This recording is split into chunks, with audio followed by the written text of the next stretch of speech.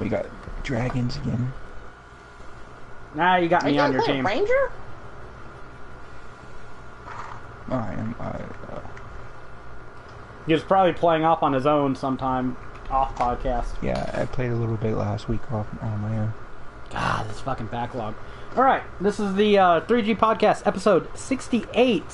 And we are here again without Greg, who I assume has started to go catatonic now that Netflix is in the same room as his PlayStation. Apparently, cable was the only thing keeping him in the game. And now that he's bid adieu, cut the cord, as you will, it's a lot harder to get a hold of him on Sunday night. If his wife is in the middle of watching something, she's gonna be like, no. I'm not stopping this for you. Who wears the pants in that family?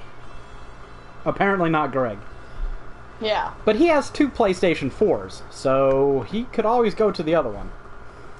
But I digress. For now, we are going without Greg and trying to finish up Earth Defense Force 4.1, which has been a lovely little game. We got a lot more playtime out of it than I thought we would. And fuck, we could be playing this forever. Was a lot of fun. Yeah, well, that should be obvious. Yeah. Giant robots and fucking giant robots. That I didn't expect. Flying dragons. So, Jared, because this is pertinent right now, give us a Terraria update. Because you're the one who keeps track of this shit. Quote unquote, it got delayed to Q4. Wait. So, I guess that's what they said. So Q4 is anywhere between, I guess, October to December. Of this year? Yeah. Okay. Well, considering it's supposed to be out at the beginning of this year. Yeah. Yeah, they do like weekly streams or whatever. And of course, any question people ask is, when's it coming out? When's it coming out? Well, when the fuck is it coming out? You're not making a fucking new game. It's just you're porting the PC content onto a console.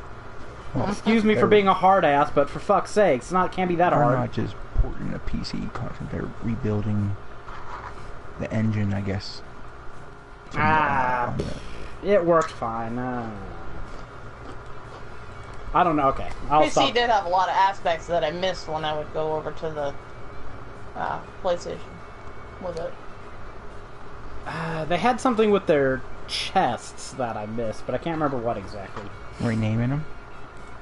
No, I mean you can't name chests on the PlayStation version. What if a kid sees your chest name going balls deep?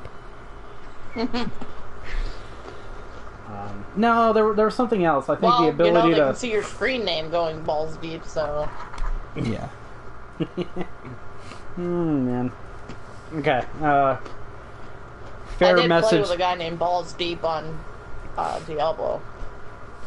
Fair message to parents. Monitor your fucking kids. It's not our job to parent for them. Not Sony's either.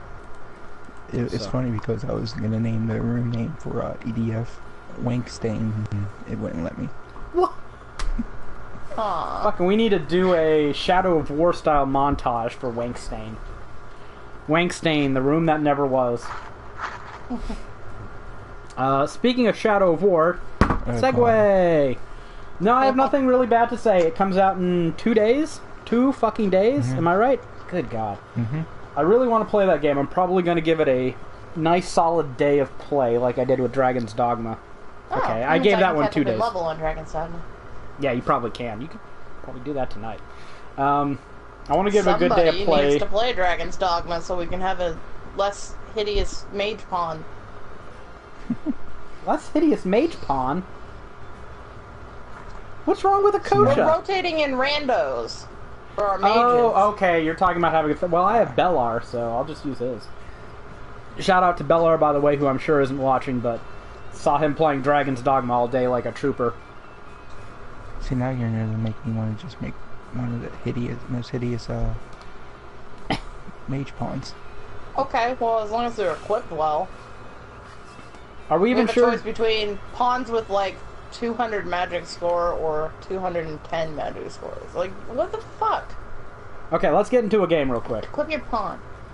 Right. Well, we haven't even determined if Jared was making a mage pawn. Hey, he could go with a warrior pawn, you know? No, I'll probably go assassin for my main character. And okay. Probably mage. That's fair. Oh, Greg just messaged me on Facebook. Get the fuck in here, Greg, you son of a bitch. Well, now he's gonna But yeah. wait till his level is over. Rebecca, I know we just started a level. Rebecca told me, Jared, that you have to play Dragon's Dogma, so I let him know on Slack, and he decided not to dignify it with a response.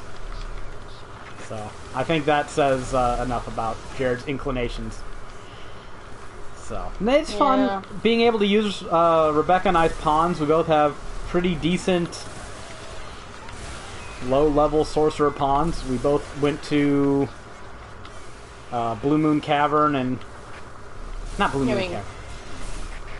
Not Blue Moon Cavern. Blue Moon Tower. I'm thinking of Soul Player.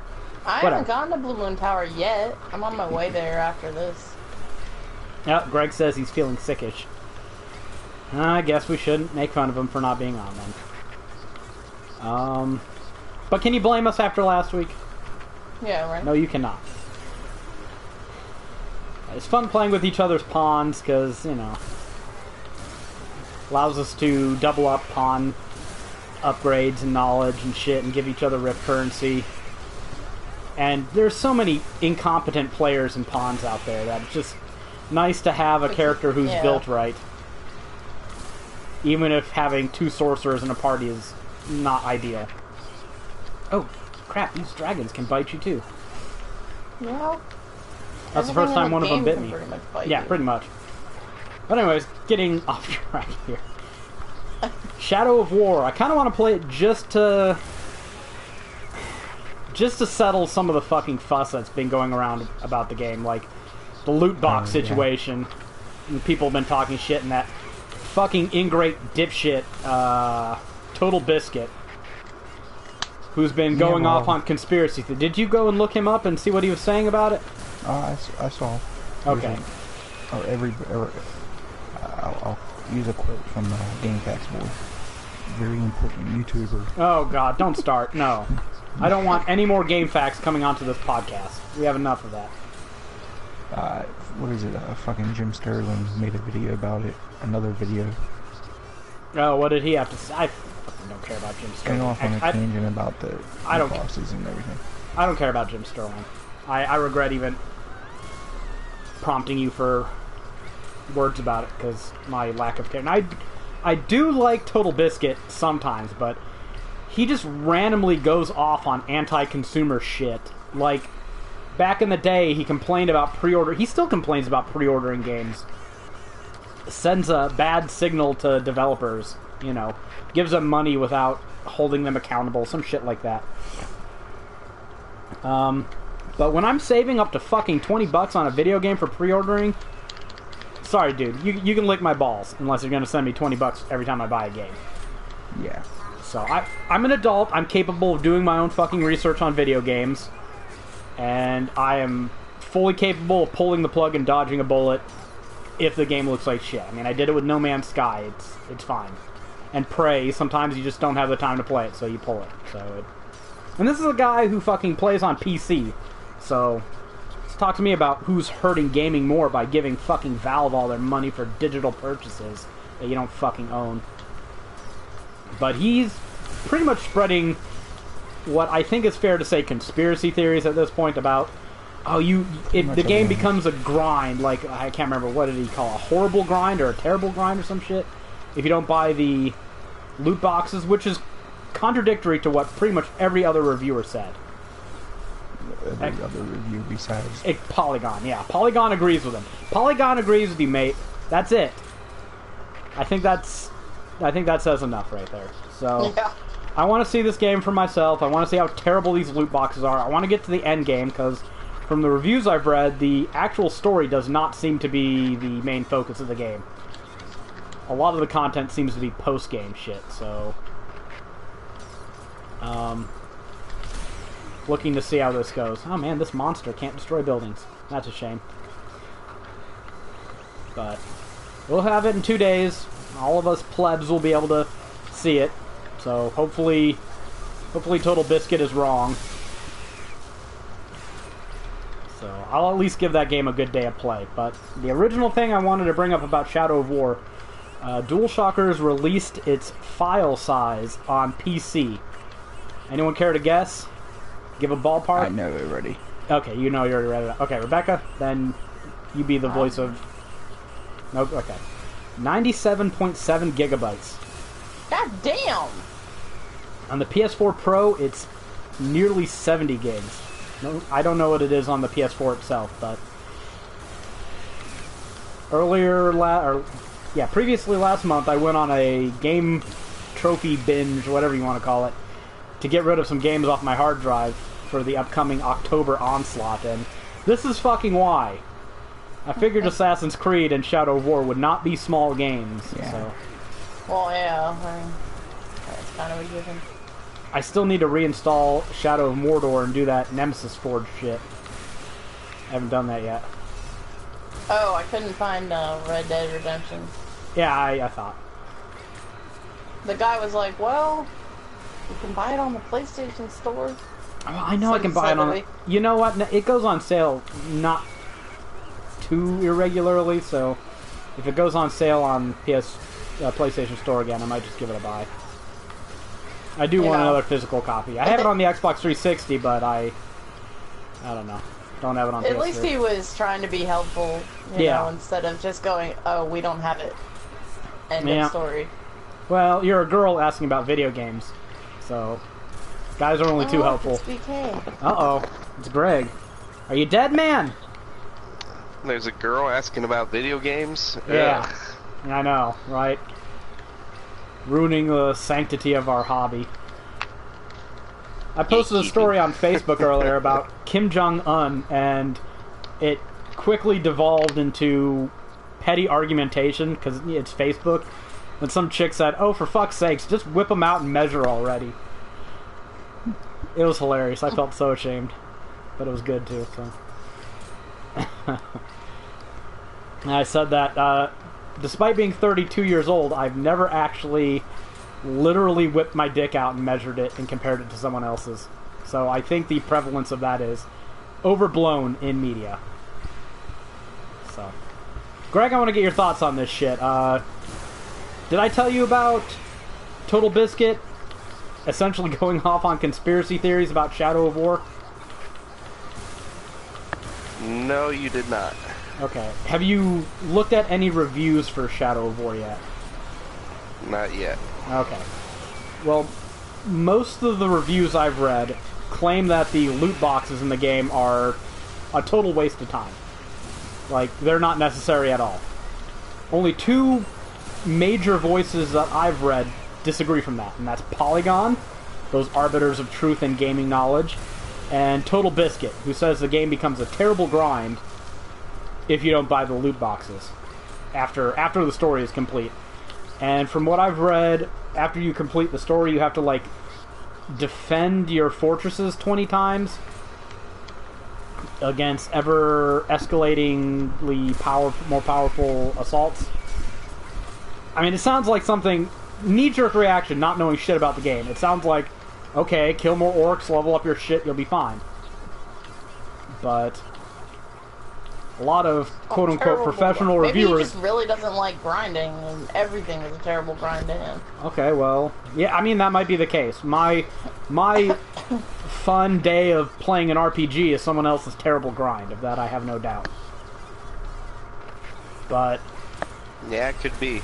I think you've got to also compare it with the industry standard, because I doubt anything you have to do in Shadow of War counts as a terrible grind compared to some of the shit I've done in JRPGs. Final Fantasy fucking 12 is a terrible grind. I think we can all agree on that. I spent fucking 420 hours getting a platinum on White Knight Chronicles. Yeah, let's talk about terrible grinds. I mean, you fucking platinumed Final Fantasy 13. That has to be far more of a grind than Shadow of War. Again, speaking from a position of utter ignorance. 80 hours. Is that all it took? That didn't sound bad at all.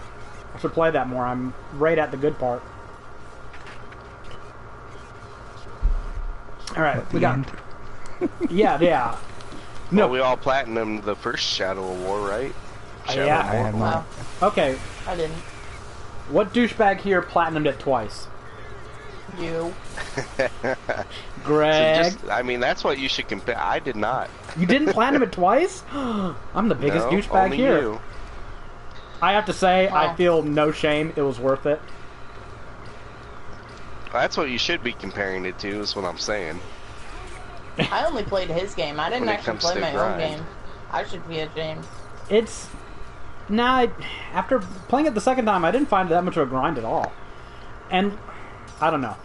Shadow of Mordor was one of those games where the combat was just mindless but gratifying enough that it was fun to go out there and just murder some orcs, you know?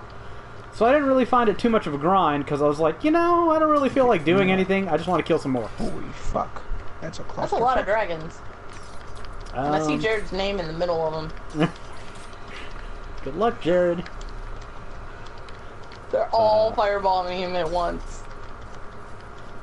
So I can't remember, Greg. Do you have Shadow of War pre-ordered? Or are you getting it day one, or do you have enough shit to do? I went the I have enough shit to do path. Doesn't Evil Within 2 come out sometime? 5 days. 5 Nope. days. I died trying to Okay. rescue Jared from all the dragons. That, Because apparently yeah. I didn't have as much health as I thought I did. I agree on the too much shit to do. So, I mean, I've been tempted to That's cancel my something from pre-order of Nine it as well, but Jared and Rebecca always talk me out of it. So, not because I don't want to play the game. If I had my choice, I'd probably be writing a guide for that.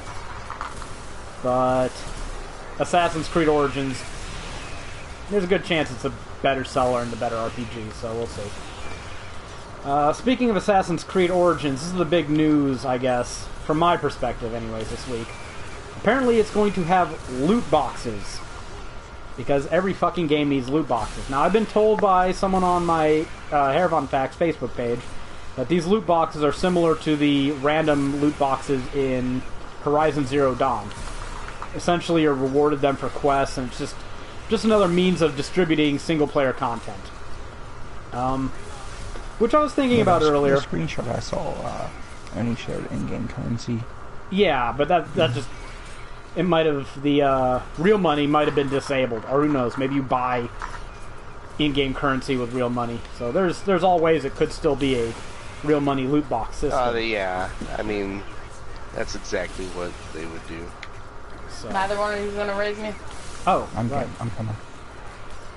So, I mean, if it's not necessary, I only care so much, but... Is this the fucking year of the loot boxes, or what? And is anyone else as sick of these fucking things as I am? Like, people act... Is this the year of the loot boxes, or was last year of the loot boxes? I don't know. I mean, last year had Overwatch, and Horizon Zero Dawn did technically have loot boxes, but... I'm going to discount them as a loot box if you can't buy them with real money. Is that fair? Yeah, I would say that's fair. Because then they're just kind of like a random... Like... I'm saying like too much. But Diablo 3, those rewards you got for doing bounties, by Yeah, the like that definition, you could consider them loot boxes. But, you know, so I'm gonna... What's that, Drew? I think of loot boxes as microtransactions.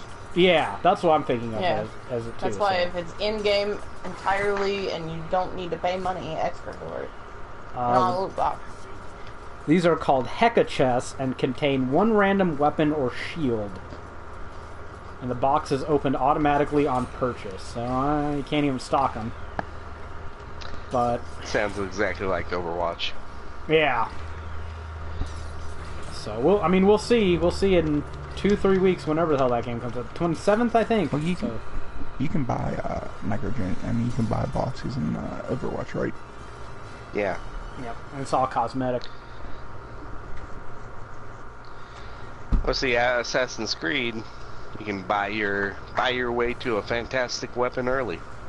Or I'm sure you can find the weapon somewhere or buy it in-game. See, that's the thing about all these loot boxes. Very rarely in a game have I seen a loot box actually help with progression. Like, okay, you can get a... So how do I join you? Oh, Jared will have to send an invite. There you are, Greg. So you got the flu or a head cold or something? Yeah, I think a fever is coming. Ah, that sucks. That sucks. Well, looks like you're just gonna have to lie in bed, get your wife to bring you food, play some video games.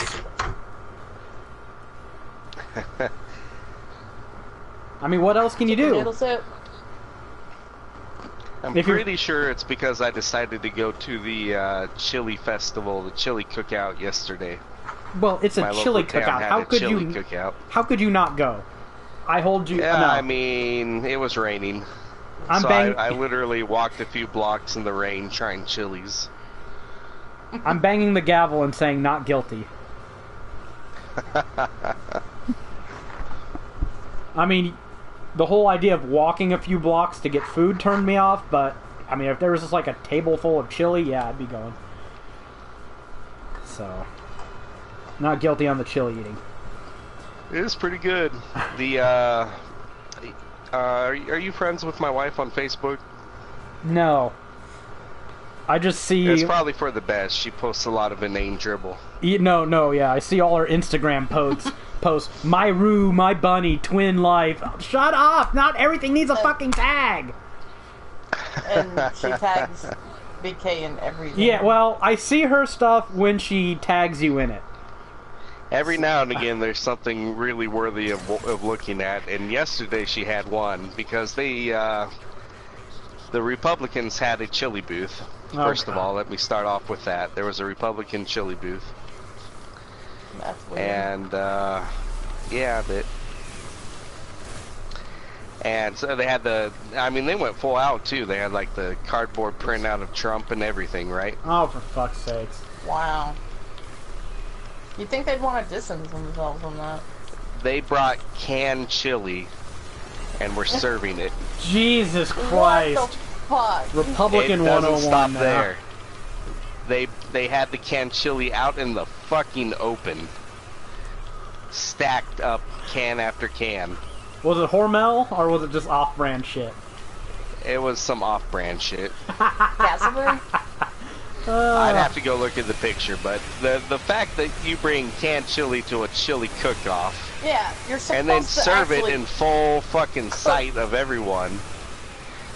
I mean, so she got a good picture of that, like the chili itself with Trump's cutout in the background. Oh my! See, these people. No, I'm going to go off a little bit on a political rant here. But Republicans, I'm not saying all Republicans, but a lot of Republicans, they're the party you'll find those people going states' rights and talking about fucking rugged autonomy and all that shit. But these are the first motherfuckers that you'll find worshipping some fucking president as if he was a hero.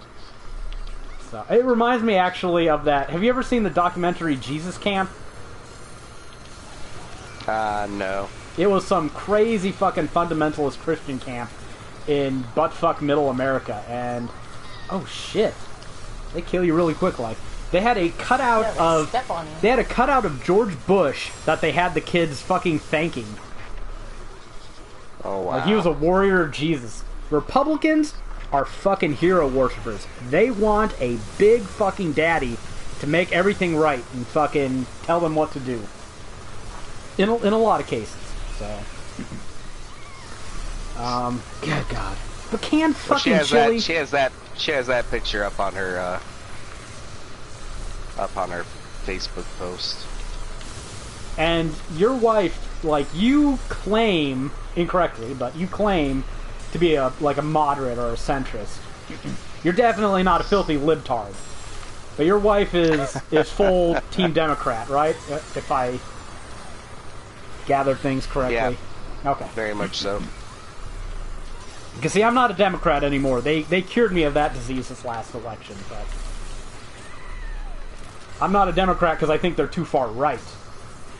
So, I think we'd agree... Well, no, I probably wouldn't. I'd probably agree with you more than your wife on politics, as weird as that is. Jesus, these things just have my fucking number. How the hell did we kill them? Monster does the trick in about 2 shots, but they focus on you, there's not stay much the you can fuck do. alive. Yeah, it's not easy to stay alive. Anyways, let's get off of fucking politics. I don't want to... But that is pathetic. Now, what's the cutoff for chili? Can I buy canned beans and canned sliced tomatoes and mix all that shit and then it's good? Or do I have to actually fucking cut the fucking tomatoes myself? Jared, I'm going to say you're the resident chef here. You tell me. You mean for the chili cook-off? For the chili cook-off. Yeah. I mean, tomatoes you could probably pass with the can because tomatoes are really fucking watery. And it's gonna water down your chili. But I don't get a leeway for the beans. I have to actually deal with those by hand. You have to soak those. Fucking... Okay. I don't put beans in my chili. Yeah, you're not supposed to. I know. I do. Is chili a soup or a stew? Questions that keep you up at night. But even I can make some fucking chili. I had both yesterday. I had one that tastes like SpaghettiOs. Oh God, no. Was that at the Yeah. Republican booth? No, I skipped the Republican booth. I'm not paying for canned chili. Oh, they made you pay for it? Well, yeah, you have to pay for samples. Well, Jesus fucking Christ, just go to Walmart and buy a fucking can. Good God, That's why it's even worse. fucking people. Yeah, that does make it a You know what? lot worse. I'll bet they'll take There's a fucking... like 40 booths, right? And each one has Oh, you God. pay 50 cents for a sample. So you have to be somewhat picky unless you just want to go all out, I guess. That's how much a fucking can costs.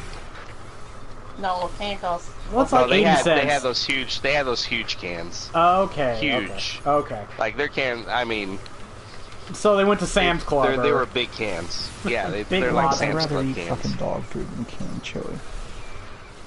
Canned chili ain't that bad. It There's probably is dog food. there's some canned chili that actually is good. Sometimes we use it as like a base that we mix in with our other chili. But Rebecca makes better chili from scratch. Yeah, the stuff I make out of the crock pot, Yeah. I usually don't throw a can of that other chili. But sometimes, you know, you're just lazy and I'll just mix a can of chili beans with a can of canned chili and spice it to make it taste better. A little cayenne, chili powder, onion, Jesus fucking cumin. Six? Hey, the world's shaking. There we go. I'm just going to focus on those big fuckers whenever I see them because they're things that hurt me. Hurt me bad.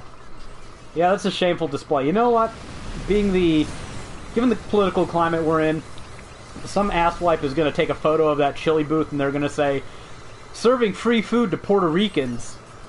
Hashtag MAGA, hashtag Trump. I would not be surprised if that started circulating. But to balance things out on the other side of the coin, there was no Democratic chili booth. Democrats suck. So I mean, at least they showed up. Hey, well, you know. Big You know, spiders. That's a lot of... Oh, great. Lovely. The asshole spiders, you know what I'm talking about. That's a lot of Democratic problems in red states. Is just there's no fucking buddy running against Republicans in red states a lot of the time. I don't see Jared changing his loadout, so I think I'll stick with mine too. I'm a... Well, the sniper will help with those fucking webs. Yeah. I'm gonna keep my monster. Try and kill those spiders in a few shots. I think with 2 snipers and 2 monsters, I think we got this. We've got a good balance of long-range needling and medium-range blow you the fuck up, so that's good. I wouldn't say that I was like an ardent Democrat until this last election. Oh, this sucks. This is starting out bad already. But I had voted Democrat every time. I tend to go into elections going, I'm going to vote for the least crazy-seeming son of a bitch. And then I got to this election, I was like, I got nothing. They both fucking suck. I'm not backing either of them. So... I don't really regret voting for Obama twice because it kept fucking Palin from being VP. For fuck's sake, what an embarrassment that was. The second time, fucking Obama versus, what's his fucking face? I already forgot his fucking name. Romney, there you go. Kept thinking McCain, but that's the first one. Would they really have been that different in terms of policy? I don't think so. So, can't really give too much of a shit there, but... Man. I became an independent after this last election cycle. It's just... I couldn't fucking... I hate both these political parties. Fuck them both. There. That's Haeravon's politics. Ooh, there's little spiders too. I do not need to be fucking around with you when I'm trying to kill big daddies. Alright. Well, speaking of politically incorrect bullshit, very, very tenuous, pathetic segue there. The South Park Stick of Truth trophy guide was leaked. When the fuck does that game come out? The 17th? What? Trophy guide or trophies? Or trophy, sorry. Trophy list. Yeah. The fractured butthole, by the way. Yeah, fractured butthole. Seems appropriate following a political... Yeah, no shit. People get so butthurt. Yeah, releases the 17th. Okay, so I got a week for that. See, I have just enough time between games to play them all once and give my comments on them, which everyone is so desperate to hear. I know, so... Yeah, I'm probably going to get killed by these spiders. I think 3 of them have got me in webs. So this is going to be bad. But some of their trophies, I just read the trophy descriptions for some of them that I found interesting. And, I'm going to share them here. Use every available toilet in South Park and achieve the highest mastery level for each one. Now, I'm not sure what mastery there is in using a toilet, but... And apparently every big spider in the world is at my location. And many of them aren't even on webs. And somehow I got freed and immediately retrapped. These giant spider Jared levels and I are have been just killing them fucking to try wretched. to get to you, but we're not about to try to fly in there. There's worse fucking levels in gaming. Tanky. Stop racism in South Park. That sounds like an admirable goal. Win a combat by using time fart pause to kill all remaining enemies at once before time resumes. Create a black character and complete the game on Mastermind difficulty. In a bit of social commentary, in case you didn't know, the creators of South Park, creators of this game, decided that... Who's doing this one? It's not Obsidian. I guess one of the Ubisoft studios. Okay. Whatever. The developer decided that if you make your character black, the game is more difficult in that you earn less money. So... Wait, what the fuck? Nice social commentary there. There's like a million fucking spiders here. There's like... Yeah, why did you go that far forward, Jared? Because there's just a few buildings. Spider got me. It doesn't look like there's much here until you get here, and then you see fucking Well, there's like spiders. 1,000 baby spiders on the ground that are getting you. I don't think I can get you out of that. Here's a lighthearted one. Craft a macaroni picture for Moses. And then survive the farts of future past. Very, very fart heavy, this game, I do say. And the real reason I pre-ordered it is because of the free digital copy of Stick of Truth, which I really need to play. But that's a farce. I ain't got no fucking time. We all know that. And Jared, you're getting this game too? Yep. Okay, so at least I'll have company. In other news, Psychonauts 2. When the fuck did that get announced? A while ago. Wow. Did we comment on that, or was that before the podcast was a thing? I don't even remember. Wow. Okay. We must have. I thought we talked about must have. Psychonauts. That sounds familiar. Well, Yeah. it seemed fitting since I just beat a Double Fine game recently, and I'm playing another one. They've reached a part of development that Double Fine refers to as first playable, which means they have compiled work from the art, animation, tech, design, and cinematic teams into one area of the game. So, it's like it's moving apace. And in other news, we all had to download the version 5.00 patch for PlayStation 4. And before this patch came out, and as it was coming out, people were crying and bitching and moaning, saying that it bricked their system. Now, obviously, we can't speak for everybody, but... There's always like 3 people who say that shit. Isn't this something that happens every time a new patch comes out? Whatever. Apparently, it was supposed to be endemic to the fucking console. And Rebecca, has it bricked your system? Oh, now I'm stuck in a fucking web up here. No. Hey, you got to him. How is the web itself doing damage to me? It's a fucking web. It's impregnating spider babies. Whatever. Because it's not just web. Can we impregnate this fucking game with no more fucking spider babies? Fucking sick of this shit. I thought you loved spiders. No, this fucking horrible fucking game mechanic. Whoever fucking designed these spider levels needs to be fucking anally raped with a rusty pitchfork. Yes, Greg, more anal rape. That should be Always talking about anal rape. It deserves it. There, no more web. God, fucking bullshit. Another thing that got some people butthurt. Nioh the Complete Edition is going to Steam. It's going to include Dragons of the Earth, Defiant Honor, and Bloodshed's End. And apparently this was a big deal for Sony to lose this exclusive. Frankly, I don't give a shit. Good for PC. The more systems a game is on, the better. It's not gonna make me go, oh fuck, well now my PS4 is useless because Steam has another game that the PS4 used to have. Oh my god, I can't play Nioh because it's on another system. Jesus fucking Christ. That's how they view it. How many shots does it take to kill these fucking webs? Okay, well, I'm deader than shit again. Apparently there's a nest over here, and spiders shooting me through fucking buildings, so... I'm gonna die because I cannot apparently shoot this web down from full health.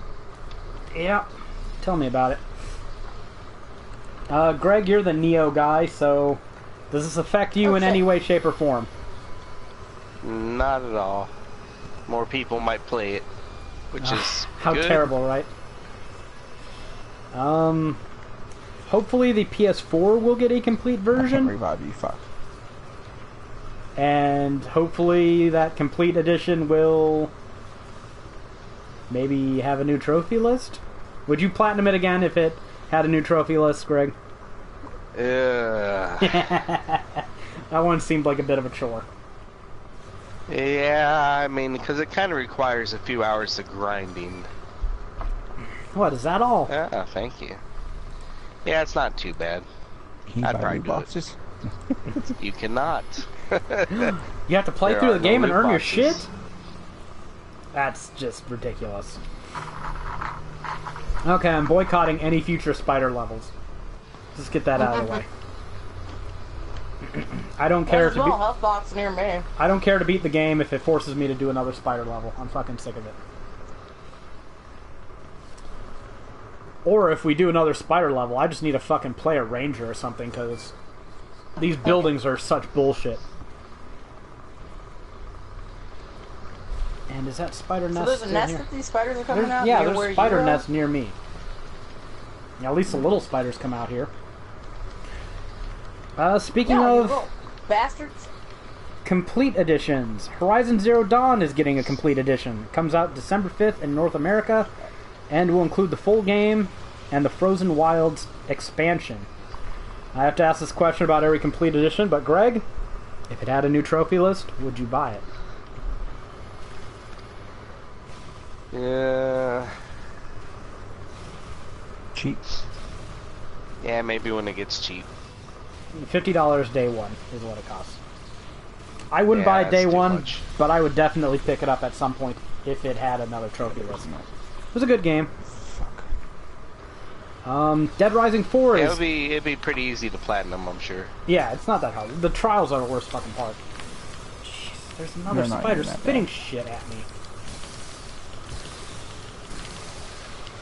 Can't I even fucking stand up, you fucking dicks?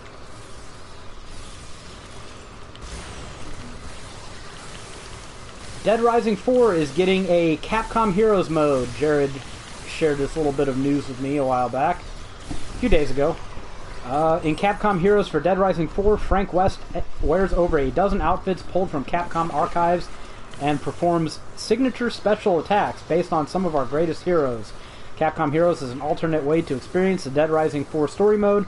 While progressing through missions and exploring the world, players will discover arcade machines.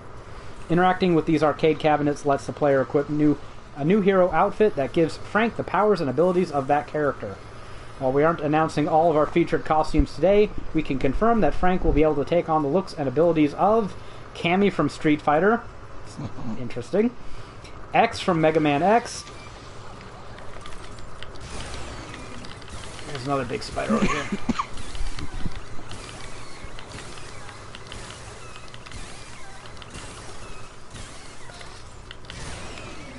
There you go. God, it takes 2 shots from monster to kill him. Fucking tanky cunts. Sissel from Ghost Trick? I've never heard of that before. Adam the Clown.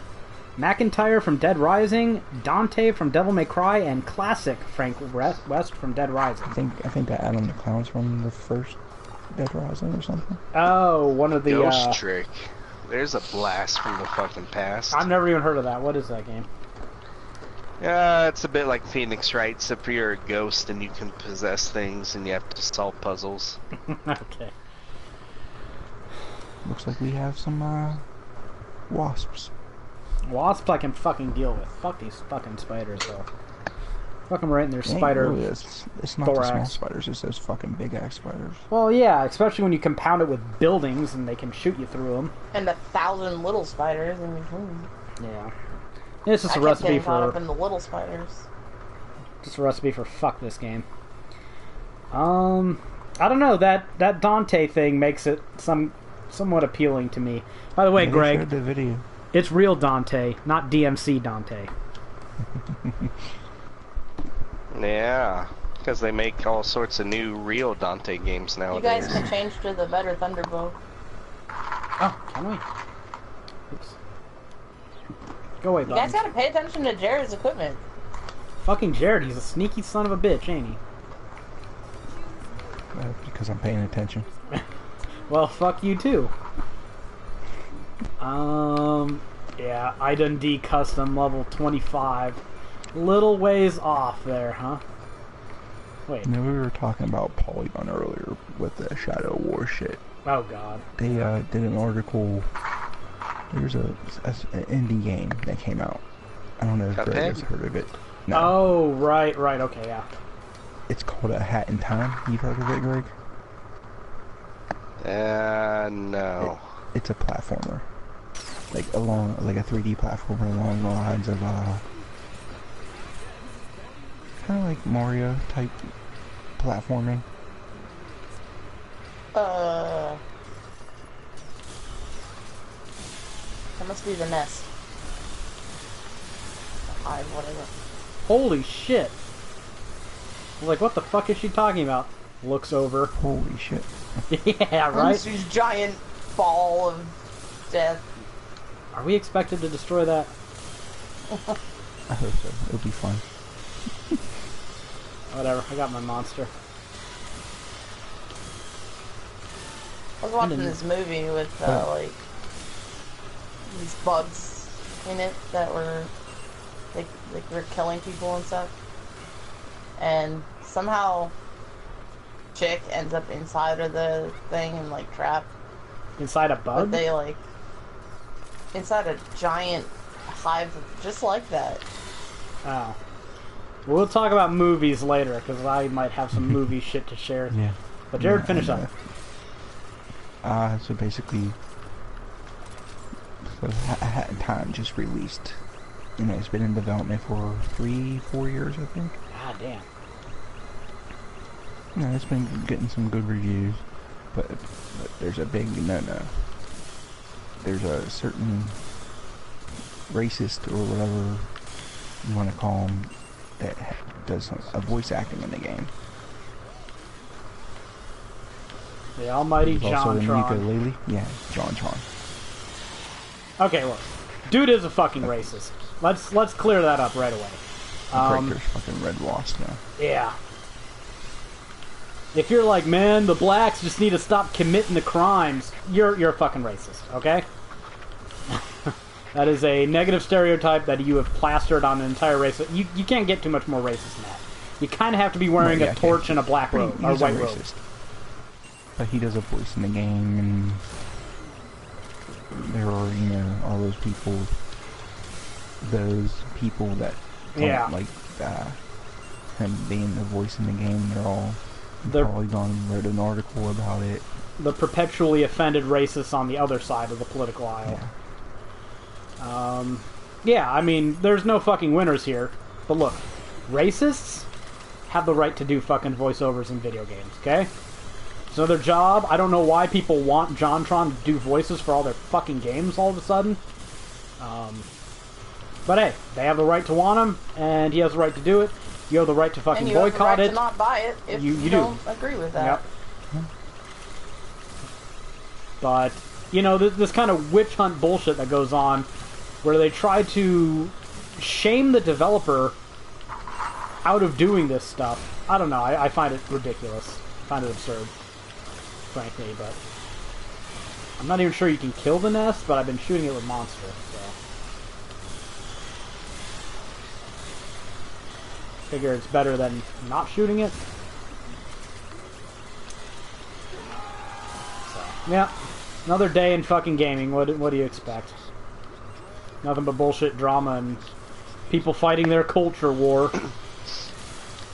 I don't know. If you want to hire a racist to voice over your characters, maybe you should expect a bunch of people writing articles about how dumb your company is. Well, I mean, he probably should expect that. He probably did the voice work maybe a year or two ago before all this shit happened. I don't know. Just yeah, boycotting. It's not like they're gonna redo that though. Like after he does it. Well, here's so this. You're probably right, Jared.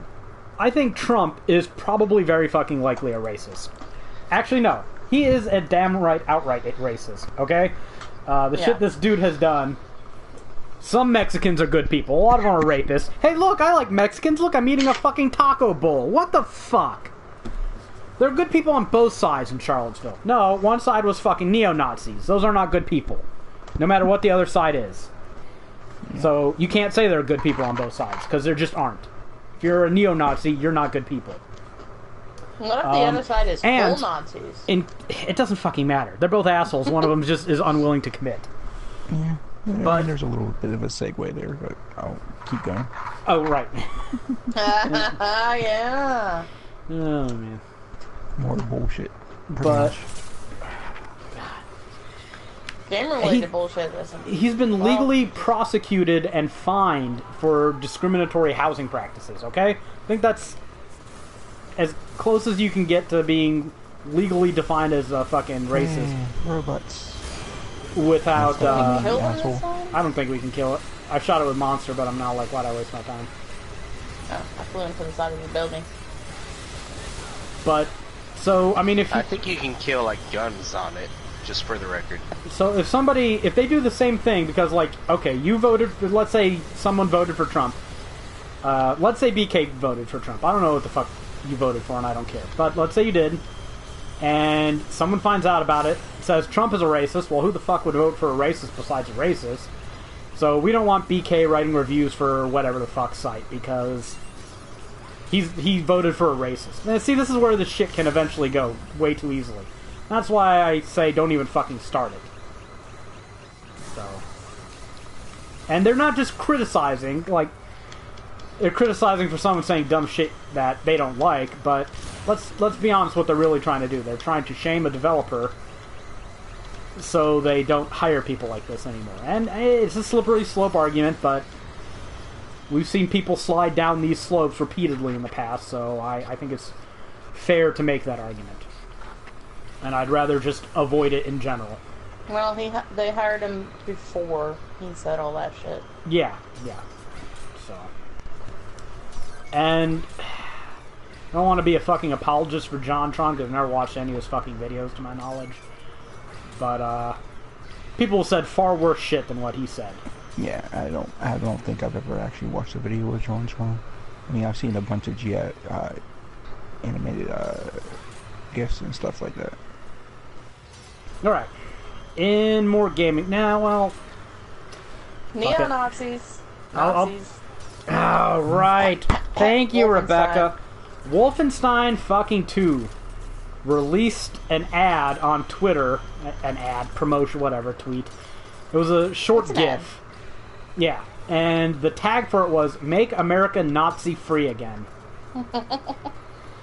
So naturally, every fucking tiny-dicked fucking wannabe white supremacist out there decided to throw a tantrum, because how dare you use a political campaign slogan, which was originally used by Reagan, right? Make America Great Again is not Trump's. Just a little bit of fucking history for all you people out there who know how to use fucking Google. Using a political theme that is common in the lexicon, in the cultural zeitgeist at the moment, let's say, and turning it to advertise for your video game is the most common thing ever. Remember, we made fun of fucking SJWs on the left when they whined that Deus Ex had posters. I think it was, what, Synth Lives Matter? Or what the fuck do they call... It's been too long. I can't remember what they call people who had cybernetic enhancements. But essentially, it was something similar to Synth Lives Matter. Playing off the Black Lives Matter. And fucking people threw a fit. And I think Anita Sarkeesian was one of the ones who whined about it. That marginalizes and appropriates the movement. Shit like that. So you have right-wingers on the other side. No, she's fucker. But still, this was over a year ago, so that says anything. We have people on the right that call people on the left snowflakes and whine about political correctness, but they are all too fucking willing to jump aboard the same fucking train if given half a fucking sliver of a grievance. So, exactly what they did here, and they're like, oh, how can you dare besmirch the good name of Nazis everywhere? I mean, it's fucking Wolfenstein, you fucking retards. It's all about killing Nazis. That's the whole fucking game, killing and they're like, well, games just need to stay they need to keep politics out of them. It's a video game about Nazis taking over America. How do you keep politics out of that? It's got political themes baked into it. Oops. I think I shot BK. Sorry. You know, Final Fantasy VII came out again today. And it might sometime soon. Will there be people whining about the overt climate change messagery going on in the game? Because in this political climate, I think there's a chance that some fuckers on the right might go, oh, is Mako energy an analogy for oil? And by using it, are they destroying their world like we're destroying ours? Are they talking about climate change? Did you just get stepped on? Or whatever the fuck it does? What happened? Yeah, I stay away from these fucking giant robots because they just seem to be able to do nasty things to you. But, well, what's your guys' opinions on this fucking... on Bethesda's Make Nazi Lives, or Make Nazi, American Nazi I think it's fantastic. I like it. It's hilarious. It makes me want to buy the game. It's basically... Not the ad, the response to it. The slogan and everything is basically a fucking meme at this point, so... Oh. Okay, Becca got Greg. I was trying to get Jared, but you picked him up first. I just think it's clever marketing, and I think all the fuckers who are butthurt by this, you know, they just kind of outed themselves as hypocrites and politically correct snowflakes and themselves. possibly being Nazis. Well, yeah, I mean, if, like, I don't see a Nazi and go, that might resemble me. That. Like, I remember having the same fucking argument about Far Cry 5. If you see a white nationalist cult leader in middle America and you go, that kind of hits close to home, set your fucking priorities straight. Yeah, you need to look at who you are at that point. If you feel offended that is the enemy. I know, right? So, I wish there weren't so many games coming out this month. Because if this was not a month where I bought Battle Chasers and Dragon's Dogma and Assassin's Creed... What's that? Battle Chasers. Oh, yeah, I guess I should talk about that. Alright, I posted about it a bit on Facebook, but I played more since then. frankly, from a pure gameplay standpoint and art standpoint, I'm loving it. I think it's fantastic. But I'm going to also recommend that nobody buy the game as it is now, because it's got some pretty severe technical issues. So far, the loading isn't the issue I'm worried about. Some reviewers said it was, the load screens did get long. And sometimes you transition dungeons to world map, starting new encounters in one or the other can take like a load of up to 30 to 60 seconds. But that only happens once. And then after it does the first load of a battle in that environment, usually load times are much more manageable, something, like 5 seconds. The game does have a nasty tendency of crashing as soon as you exit a dungeon, though. And sometimes you'll start a cutscene in the middle of a dungeon and you'll get just a pink screen where you can't see anything that's going on. You have to just skip the cutscene to get past it. I've had that happen twice, and it fairly reliably crashes as you leave a dungeon. I'd say about half the time. So it's very reminiscent of an old school JRPG. You line up and you smack each other in the face until one side dies. I just got the 4th character. There's only 5. The game's difficulty is fairly uneven so far, but I wouldn't say it's overly unforgiving or difficult. You just have to grind sometimes and get better gear, level up your shit, assign skills and all that, use your skills smartly, and your characters kind of develop into roles that they're suited for. Like, it was pretty hard in the first dungeon until I hit level 5, and then you get skills that allows one character to essentially provoke enemies into attacking her, and then she uses a taunt ability, and then she can use a defense skill to reduce damage taken. Your other characters will be free to attack, and you can focus your healing on your aggro drawer. So it all kind of works out. Everyone gets their roles, and their roles diversify and expand a bit as you go on. I just made it to the beginning of the 3rd dungeon, and I think there's 8 of them in the game, so I'm like level 12 out of, I think, a cap of 30. So I'm not that far in, but the loot drop system is pretty nice. If you go into a fight unprepared, I went into a level 12 dungeon when I was level 10, and I was doing alright until I hit the fucking boss, and he just wiped the fucking shit floor with me. He beat the fuck out of me. When something's doing 500 damage to you in one hit, and your strongest character has about 700 hit points, you're kind of done.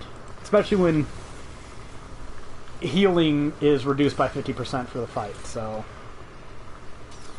no, motherfucker, I don't stop talking. That's the whole fucking point of this little thing we're doing here. So Battle Chaser's a good fucking game. I recommend it. I told you to be quiet. Someone on Twitch. I'm engaging with people watching. It said, wow, this dude doesn't stop talking, huh? Did a little smiley face. It's a podcast. It's a podcast, yes. I'm going to talk. I'm going to be talking for another hour at this rate. This guy's my spirit animal. There's big health over here, guys. Yeah, he's your... Right where I'm at. He's your muse. I do feel a bit under the weather, so I have been, like, muted a little bit. Yeah, well, Greg's usually my number 2, but Jared's going to take up. I haven't played Battle Chaser, so I can't really comment on it. I have too much. You know, the fact that it that you're describing it as JRPG-ish. I mean, because normally that's not your cup of tea. I like old school JRPGs a lot more than I like modern JRPGs. I mean, let's be fair. I love the shit out of Dragon Quest VIII. I love Final Fantasy 7 and 10.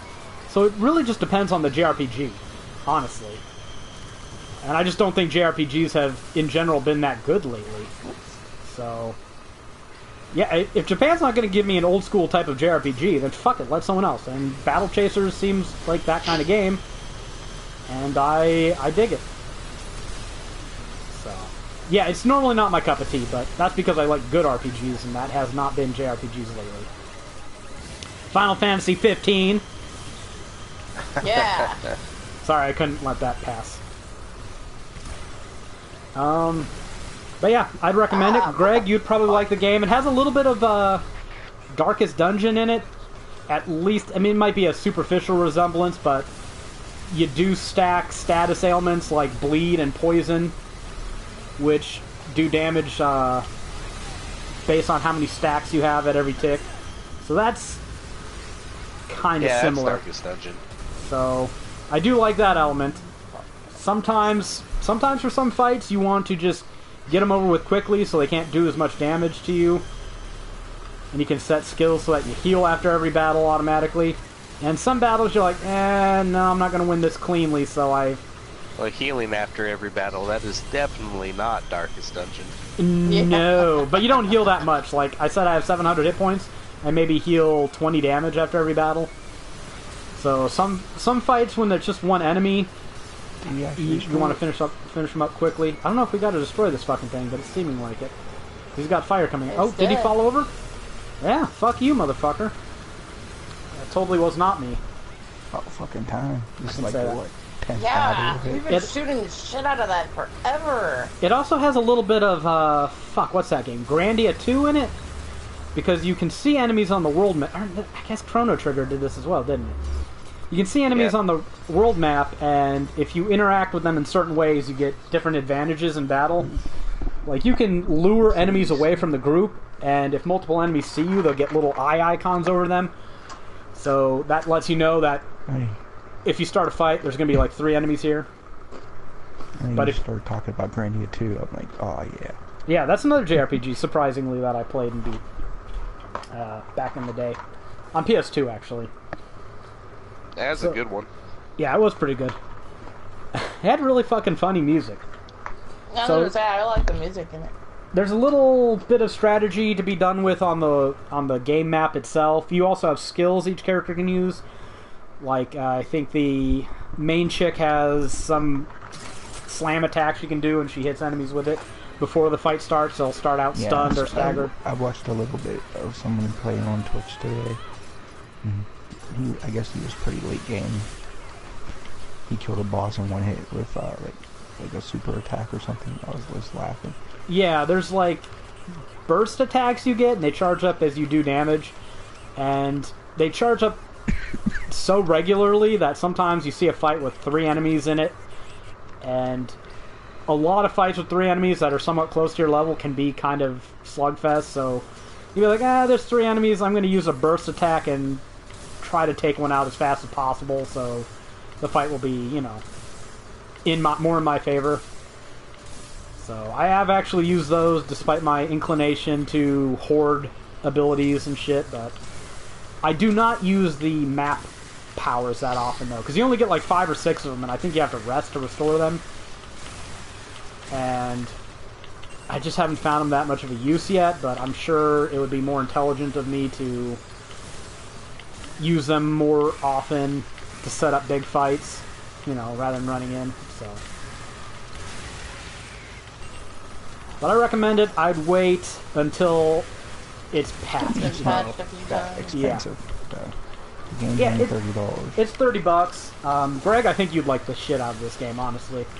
So if you can find it sometime later, like Black Friday for $20, or there's a PSN sale, after it's been patched, I'd say probably a game that you would enjoy a good bit. So yeah, and it's fucking addicting as hell. Like, a lot of people, when this game came out, they're like, I'll wait and buy it on the Switch. I don't see why. This isn't a game that really... Maybe just because it looks artsy, cartoonish, comic booky. I guess that's a Switch thing now, but... This is not like a mobile game. I've played games that have been designed for the PSP, right? Where they have digestible bits of gameplay, 15, 30 minutes, hour tops, before you, get to a save point. This is not really that game. Dungeons can take 3 or 4 hours. So it's not a game where you're just going to do a quick little dungeon run. Also, the dungeons are technically procedurally generated, but after you've gone through a dungeon twice, you'll see a lot of the same features. So they're not as random as they pretend to be. You'll find a lot of the same encounters. Sometimes are worth repeating. Yeah, I think my coffee comes in tomorrow. Okay, yeah, you're probably going to want to give it a good day of play. I think that's fair to say. Well, someone wants me to play another game. Oh, yeah, well... Yeah. You two can work that out between yourselves. I've been asking it every day since it came out. Yeah. Is Jared gonna play that? I did Why do hasn't he played it yet? Where's his pawn? She wants to use your pawn, that's all it is. It is. I know. I did do a good bit of work on Final Fantasy XII the last 2 days, so I feel justified in playing Dragon's Dogma. I did the gameplay section. Did you? Okay. I was wondering, you hadn't been online that much, so I was like, where the fuck is Jared? Must be playing his Switch. No, not really. No, okay. I played a little bit of Golf Story. I did the trophy rare game section, and then I did hunts for all the ones that you have to backtrack for, so it's like 16 trophy rare game, and then I added the 2... I bought a Switch. Yes, he bought a Switch. Oh yeah, he wasn't here last heard. week to find that out. Yeah. I got Zelda, and then I bought a game called Golf Story, which is basically a golf RPG. Yeah, I've heard of that actually. So how much have you played Zelda so far? Very little. Maybe an hour at most. Did you go through like 200 weapons in that time? Because I want, at some point, probably towards the end of the year, you're going to have to settle it for the 3G podcast. Because I don't think anyone else is getting that game before the end of the year. But you're going to have to tell us if that's GOTY worthy and whether it's better than Horizon Zero Dawn. From what I've seen of the game, I mean, I've seen a lot of it. I've watched a lot of it on Twitch, and not really. I mean, I've picked other games over Zelda. Because right now, I think I have to give it to Horizon Zero Dawn as my game of the year. But there's still a good bit of year left, and I have to fucking play some Divinity Original Sin 2. By the way, speaking of that, my Collector's Edition came in, but I did not get my Dwarven Empire Ale mug. So Yeah. What the hell? they upgraded me to the Kickstarter Collector's Edition, which includes a big-ass figurine, 2 hardcover art books, and all kinds of other cool shit. And it's a more expensive reward, so I'm not too upset, but I really want that fucking mug. And I did get mead for that mug. Did they get back to you? They didn't earlier, but I'll go check right now. Divinity 2 Kickstarter. I mean, it's a fucking handsome fucking box, and Rebecca, she wanted that figurine because she thought it looked cool, but... Well, I thought that figurine was cool, but we've been looking forward to that mug forever. No, they have not. For it. They have not gotten back to me yet. See, I don't know if it's like if they just changed the order. What the fuck? Huh? I'm looking at the description of this mission. Orginus? What? Or is it more of those Godzilla monsters? Yeah. No, for fuck's sakes. We spotted over a dozen of them? I don't think Better this not game can talk handle about- a dozen of whatever. We might get some giant robots though. Okay. Okay. Yep. But it's a handsome ass collector's edition. It's nice, but I'm just worried that they mixed up. Ah, Fuck this. I'm like, robot, giant robot. Everybody get in a, Oh god. I don't know how to control this shit. robot fighting. Thank you, Rebecca. That's why we have you here. No, we don't get it. What the fuck? I want to be a giant robot. You stole my robots! We just have to watch other people do it. No, I don't think we can get in robots, Rebecca. Oh, we can't? No. Well, that fucking sucks. I guess we just have to avoid getting underfoot. watch. Yeah. We do need to drink some of that mead sometime. I mean, we can't wait forever. We need to get like a flask or a flagon. I do have some Dwarven Steins. I Not really want Dwarven, one of those German horn- Steins. I really want one of those horn things, like where you can drink out of a horn. Let me see how much they cost on Almighty Amazon. Amazon or Let's see. eBay. I'm just worried that I got gotta someone make sure else's that they collector's aren't lined edition with lead. because I don't care about the substitution so much, but it'd be lame if like this was originally supposed to be someone else's fucking thing and they sent me the wrong one by mistake, but you know. That's what I would be worried about. Yeah. Because especially since your mug could be in somebody else's living room. Don't right even now. fucking say that! It's true. Someone else could be drinking mead out of my fucking Dwarven Empire ale mug. They have them on Amazon, they didn't get their figurine that they paid for. But Rebecca, they're about $40. For drinking one? Yes. Look, what about on eBay? Listen to this description. Original Viking drinking horn. Original? Original. I don't think it's original. And the original horns would be in a fucking museum, and they'd be like a piece of a horn. Hey, there's some stuff you can actually kill. Is there? I've just been hanging out on this building, shooting the big guys. Original fucking Viking. Yeah, Viking. Yay. Fucking shit. I ain't look it up on eBay. You can look it up on eBay. I just wanted to get a price to move the conversation. Oh, right. I turned my phone off. Like, this last update on my phone has made every single app on my phone not work. Was it version 5.00? Maybe. Alright. I need to go find this, so hold on a second. I have to scroll through Slack. And now there's a huge one. Because these things needed to be bigger. This is fucking Cloverfield here. Okay. I don't know why. I got a whim to make use of... I've never seen that. What? No, I haven't, Have you? but Cloverfield? I've seen enough of... I've seen clips and shit.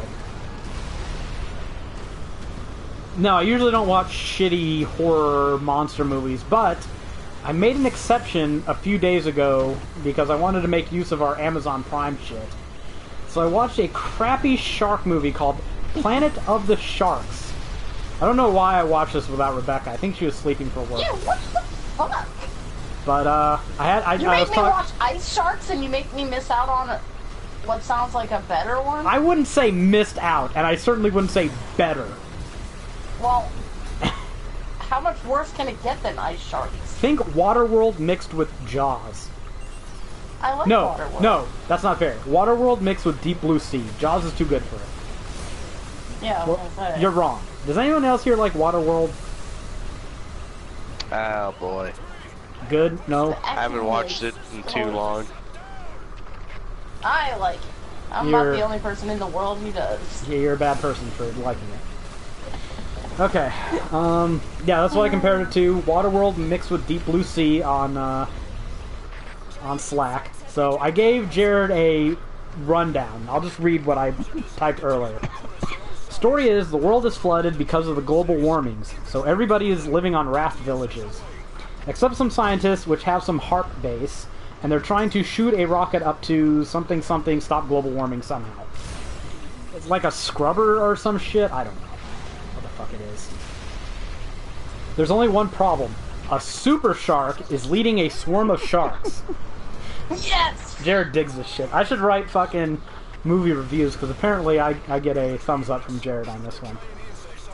And if you've seen... how horrible it is. If you've seen Jaws, it's nothing like that. It's all shitty CG sharks that fly through the air like planes, comically biting people as they try to fight them off with spears from their rafts. And sometimes things explode for no reason.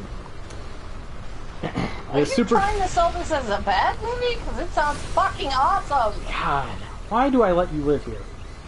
The super shark... Pay the bills, pay a lot of the bills. You don't pay for all the stuff, woman. I If said you do, a lot of the stuff. I'm gonna say, I'm gonna take back the money I put in the bank. And shit. Well, groceries is women's work. Super Shark has glowy shit on its head and uses electrical impulses to communicate with and control other sharks, because that's how that works. Okay. So the humans realize they've got to get rid of the super sharks after they jumping shark eat 2 villages, because there's apparently a super real chance that these sharks can eat all the humans somehow. I guess in this world it's flooded so much that even the mountains are flooded over, even Everest. I'm not sure how that would affect atmospheric pressure being up that high, or how that would change things, or where all this water came from that they couldn't just live on land. But even if there's only a little bit of it, but whatever. If your numbers are that low, you're probably fucked anyways, but I digress. So they get some device that lures the sharks to a caldera, which they zap with some HARP machine to cause it to erupt after the sharks are lured over it. So they have some guy with the lure flying on some aircraft thingy, and the super shark leaps into the air hundreds of feet and eats the plane. So this is the thing that happens. But then, because that didn't work, the lure is still in the water, and they get some scientist chick to kite surf over to the caldera, grab the device, and move it to where it's supposed to go. They cause the volcano to erupt, make a big deal about the CG tsunami, and then it doesn't really do anything. Like, I thought we would get... Because they, like, animated the tsunami coming at them, and I'm like, okay, we're gonna get some scene where they're on the ship, and they all have to, like, hold on to something, and they'll shake the camera and make it look like something. They didn't even do that much. They just were like, okay, CG tsunami's gone, we made it. We're good. Whatever. The underwater volcano doesn't even kill all the sharks. For some reason, they never explain. Then they go to rescue the kite. Have 2 robots left. Yeah, this ain't gonna end well. I think we're supposed to be helping the robots kill these things. They're monsters. Oh, I've been shooting them. I've been periodically shooting them, but mostly I've been reading. Oh wow, we killed 2 of them really quick, like. Oh, reinforcements. Hopefully they're on our side. And hopefully they're giant robots. So they take the boat and they go to rescue the kite-sailing chick who dropped the device to lure the sharks. And somehow There's 4 new dinosaur things. God damn, why'd you do this to us, Greg? Somehow the chick on a kite sail managed to survive the tsunami too. Which wouldn't bug me if they didn't build up the tsunami as a big deal, like a concern of why they shouldn't do this. But they totally mention it and say it could fuck everything up. But then it doesn't even affect a chick on a kite sail a few feet away. So, whatever. She's like really good at kite sailing. She is. You have to see this to believe it. Because the super shark starts trying to eat her. But she keeps dodging it in mid-air with her super kite sailing twist the board mid-bite lunge attack skills. Like, this happens like 3 or 4 times. Even though it leaped 200 feet out of the water to eat a flying plane, it cannot get this chick on a kite sail. Until it eventually nips the edge of her board and she falls into the water. But the boat gets there in time anyways, because I guess the shark was more hungry for the board than for the woman, and they get away. Okay. So it doesn't even eat the chick? No. And then Jared asked, the end? Oh no, there is more. Now they are trying to launch the climate change reversing rocket, but they realize they don't have enough power to launch it. Did I mention the super shark uses electricity to communicate with other sharks? Can you see where this is going? They're gonna launch it from the super shark. They're going to use the super shark's head energy to power their rocket. I posted an image because they lure the super shark into some fucking cage cargo thing, and the head scientist chick, not the one who was kite sailing, another one entirely, uses herself as bait. Can there be? There's like 3. And there can only be 1 head scientist. Well, there's 1 head scientist and there's 2 other scientist chicks, subordinate scientist there you chicks. Go. Okay, now that I've clarified that. The head scientist chick lures the super shark into some cage cargo shipping thing, and it bites impotently at her a few times, but it's on land, so it really can't do anything. And then, like it's a giant fucking living battery, she sticks some fucking rods onto its head and charges the rocket. I have a screenshot of that, which I shared with Jared. It helps you see how awful this fucking movie was. Joel, what I actually say? Do you know what year this movie was made? No, I don't know off the top of my head. I could look it up, but I'll finish this first. Like I said, main scientist chick uses super shark like a fish battery to power the climate change rocket, but then the floor fell out and she got 8. Nobody seemed to care too much. They tried to use the sharks. She did her job before she died. That's why they don't give a fuck. They're like, oh, we don't need her anymore. And like all the CG in this movie is so bad that all the shark bites, they're clearly not interacting with anything. It's all shark overlays. So you usually like see them not actually touched by the shark or covered over by the shark or cutting through the shark in some fashion of horrible CG editing. for all the attacks, and then there's like a spray of blood. Sometimes a comic amount of blood, but you know, it's just movies. They tried to use the shark's electrical code to turn the other sharks against Super Shark, but she just got mad and ate them, and then jumped onto the boat Jaws style. But unlike Jaws style, she did not actually manage to capsize the boat. She just leaped into the cabin and was sitting there, roaring and thrashing back and forth to no effect. Hey, we killed it, Rebecca. Despite this, the two survivors jumped off the boat into the shark-infested water, even though Super Shark couldn't do anything to them on the boat.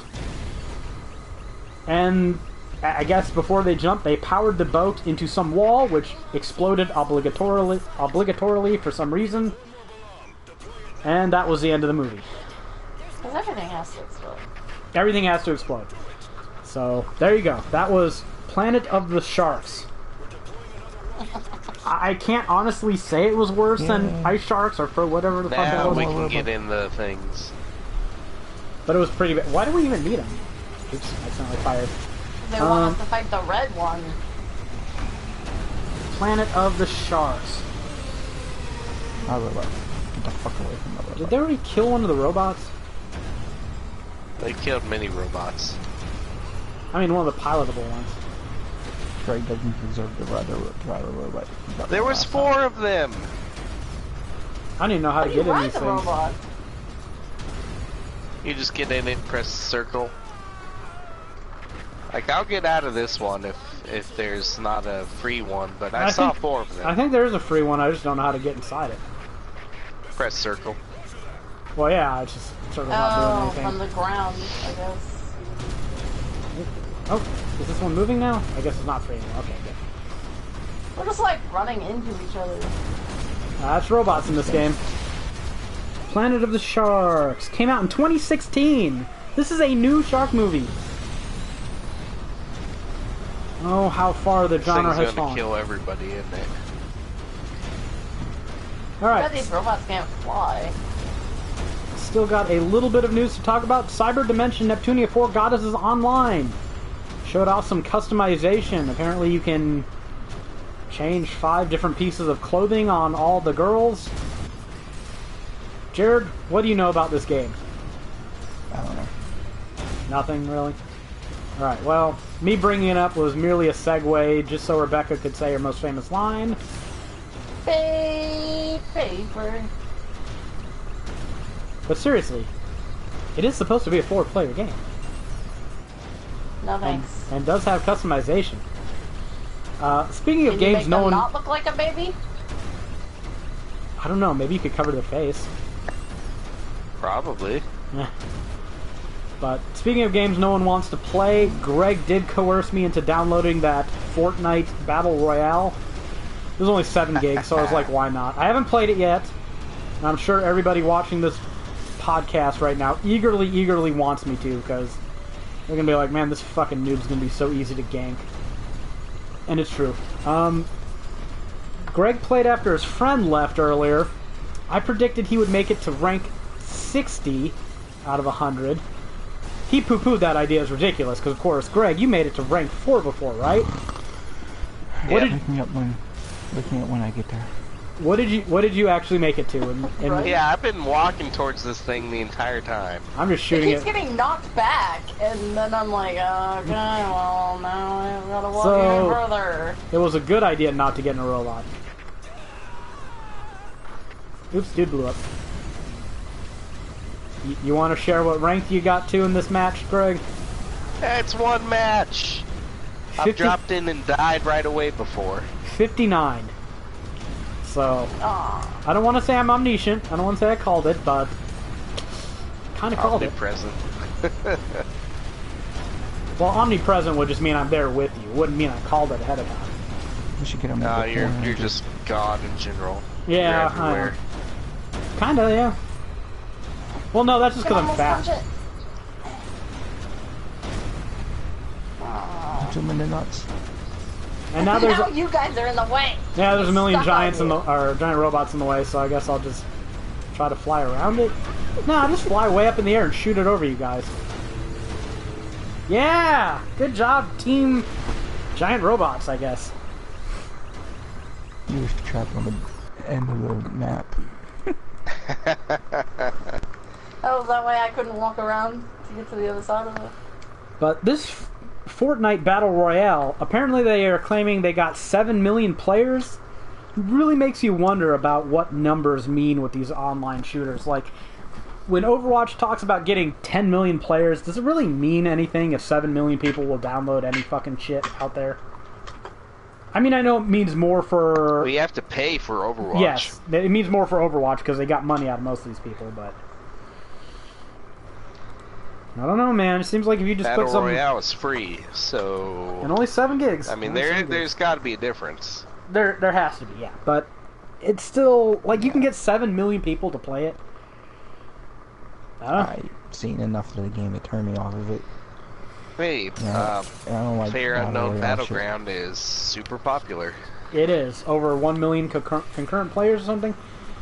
Speaking of that, apparently Microsoft is trying to get that game delayed, get the release of it on the PS4 delayed for as long as possible. So, I think that's kind of funny and petty. This Microsoft can never make their own fucking games, it seems, so try to keep shit off the PS4, which, whatever. If I really wanted to play it, I'd buy it on PC. And we have this fucking Fortnite game, so what's it really matter? Just strikes me as kind of petty. But hey, I guess it's business, so they think they'll make money. I can't fault them too terribly much. Oh, and more news that will tickle Jared, I'm sure. God Eater 3 was announced. I saw. Huh? Now, this is my excited voice for it. You just hated that game. That's the one game we played on this podcast where Jared was like, fuck this game, it can go to hell. I never want to touch it again. Whatever, we're all entitled to that. All because of one bad level. Was there even, like, what was so bad about the level? We all died repeatedly. Oh, well, all the levels Did in you that block it game out were... of your memory? I must have. I did. All the games in that level were so bland, it's really hard to put any of them on a pedestal as being terribly memorable. It's just... I say this as someone who is about to play the fuck out of Monster Hunter World. FYI, Greg, or and Jared. As someone who is playing EDF. Yeah. FYI, Greg and Jared, they may want us to write about it. Because isn't Monster Hunter one of the franchises they usually try to get Cassie back for every once in a while? Yeah. I think it is. So, since we're all playing it, I wouldn't be surprised, but we'll have to see how that goes. The wrong gun out. So... that'll be fun. But I hate games where enemies are just fucking meat shields. And you just have to sit there and pound away at them for half an hour, especially with no life bar or anything. And that's exactly what Monster Hunter is. That's why I like Tokyo. Yeah. I'm so fucking dead. Yep. Apparently all the spiders in the world are down here. Why did you go down there? Because I was trying to kill all the spiders in the world. The rest of us are up here. Well, yeah, but it's easier to fight them on the ground. Well, we're trying to get rid of the drop ships. Well, yeah, but my monster has to recharge, so what are you going to do? And the last bit of news I have, there's a story released, an interview actually, where...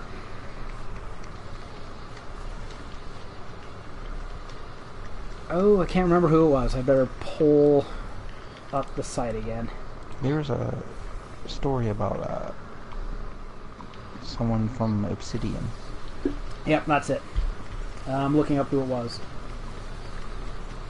I think the lead game designer or something? Fallout New Vegas' lead world builder, Scott Everett, said that consoles held back Fallout New Vegas. Now, before I go into the story, I just want to give some caveats out here. I fucking love Obsidian. I think they make some of the best RPGs out here right now. I think Fallout 4 aside from its technical issues, stands out as one of the best RPGs made last generation. But motherfuckers, you made Neverwinter Nights 2. This was the last game that pissed me off so much I snapped a fucking disc. And I did it because of your bullshit fucking DRM code shit on your fucking discs and your horrible bullshit, poorly optimized bug fest of a fucking game that I had to follow an 18-step manual fucking patch guide for to get it to work with all the fucking DLC. So don't fucking bitch and moan about the technical limitations of the consoles, because I've seen your games when they're only on PC, and they're buggy fucking messes there too. It's you guys, not the fucking consoles. Well, they didn't say it was the bugs. They said it was the content. Yeah, they said it was, I'll give them some credit in this regard too. The 500 gigabytes of RAM on the fucking PS3 was abysmal, especially since 256 of it was earmarked it wasn't for the operating system. Fucking Bethesda's crappy ass engine. Yeah, Bethesda's engine didn't help too, but I'm just saying, even without those limitations, Obsidian's made some fucking horribly running games. So they can't put it all on the fucking console. Let me just read what he said. I haven't played New Vegas. New Vegas, I've told this story before and I'll say it again just because. I wrote a guide for it right before Fallout 4 came out, and it's one of the guides everyone wanted me to write about because I wrote Fallout 3. And Gamer Guides gave me the go-ahead because they wanted to fill out they have a thing for when they get one guide in the series, they want to fill out that series as much as possible. So they gave me a month to work on Fallout New Vegas, and by some fucking miracle I got it done. And towards the end of that playthrough, the game didn't always lock up, but it would chug down to like 1 to 3 frames per second, making it virtually unplayable until I quit and reloaded, and then I get about 15-20 minutes of playability again. It was especially bad on the New Vegas Strip, which at the end of the game you're running back and forth from there all the time. So I was sitting there thinking at the end of this guide, holy fuck, I'm gonna have to fucking tell them, these guys who I just started writing for a few months ago, I can't finish it on this platform. I'm gonna have to fucking go through it again on PC and do the ending, because I'm not gonna be able to do it. But after a lot of fucking work, I was able to get it done, reloading all the fucking time, and let's just say that I wrote off the idea of doing the DLC on that system for obvious fucking reasons. But yeah, they were not helped by, what was the fucking engine at the time? Gamebryo? Were they still using that, or were they using something else? Whatever. Bethesda's shit engine, which is still shit, and at this point just gotta suspect it will always be shit. And Obsidian's penchant for technical issues, I will not ignore that. And the limitations of the RAM on the PS3. Fucking Bethesda games had no business being on the PlayStation 3. They ran poorly enough on the Xbox 360, but at least that one could allocate more RAM than the PS3 could. But, yeah, I mean, Fallout 4, I thought, ran spectacularly compared to Fallout 3 and New Vegas on the PS3.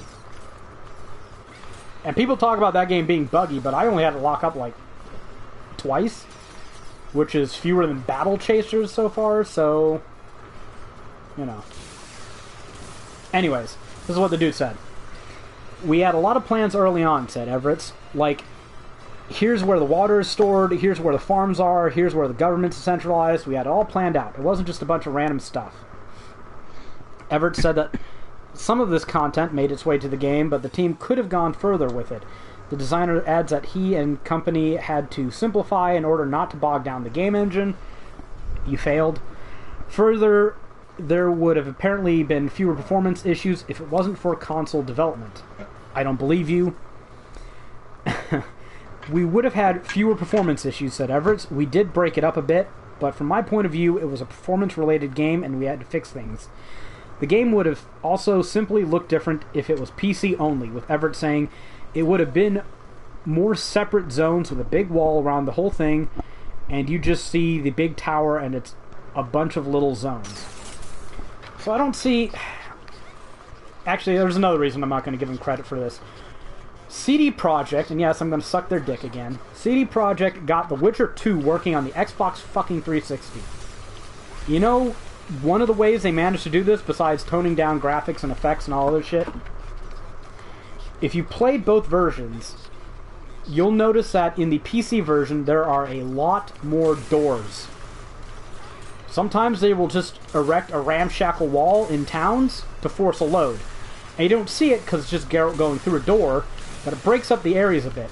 Now they're talking about how in PC, the game would have been more broken up if it had been PC only, and I guess you would have been able to see the tower from all locations, and I'm assuming it would have been broken up by, like, I don't know, chasms or mountains or canyons and maybe fucking raider shanties, you know, the typical shit they use to create fucking walls. If that was your plan for the PC, and you couldn't do it because you wanted to improve console performance, why does that sound like the exact thing you would do on console to improve performance by adding more load times? I mean, am I wrong in that, or does that...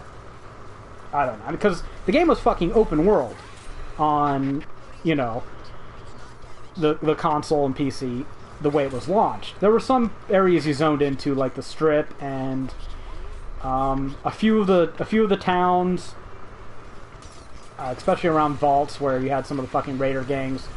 So they did have zones, and I don't think it was conspicuous. They had far fewer of them than I thought they would. So I don't know. I'm just. And the game probably would have run better if they had a lot more. Yeah, put more fucking zones in. I don't give a fuck. Yeah, that is. When you were playing The Witcher 2 on the on the PC, I was like, "There's a wall supposed to be there." Yeah. Repeatedly, I was just like, "Oh yeah, shit, these things." Fuck, I'm out. The biggest thing that The Witcher 2 lost on console was pigs. Nope. Yeah. Nope. There were no pigs on the Xbox 360 version. So, and the only reason I remember this vividly is because those nasty fucking pigs, they look so great on PC. And seeing these dirty fucking animals walling around the middle of town did kind of add a bit of flavor, especially to Flotsam. Flotsam is the most perfectly realized shithole I've ever seen in gaming. It's great. So, it's fantastic.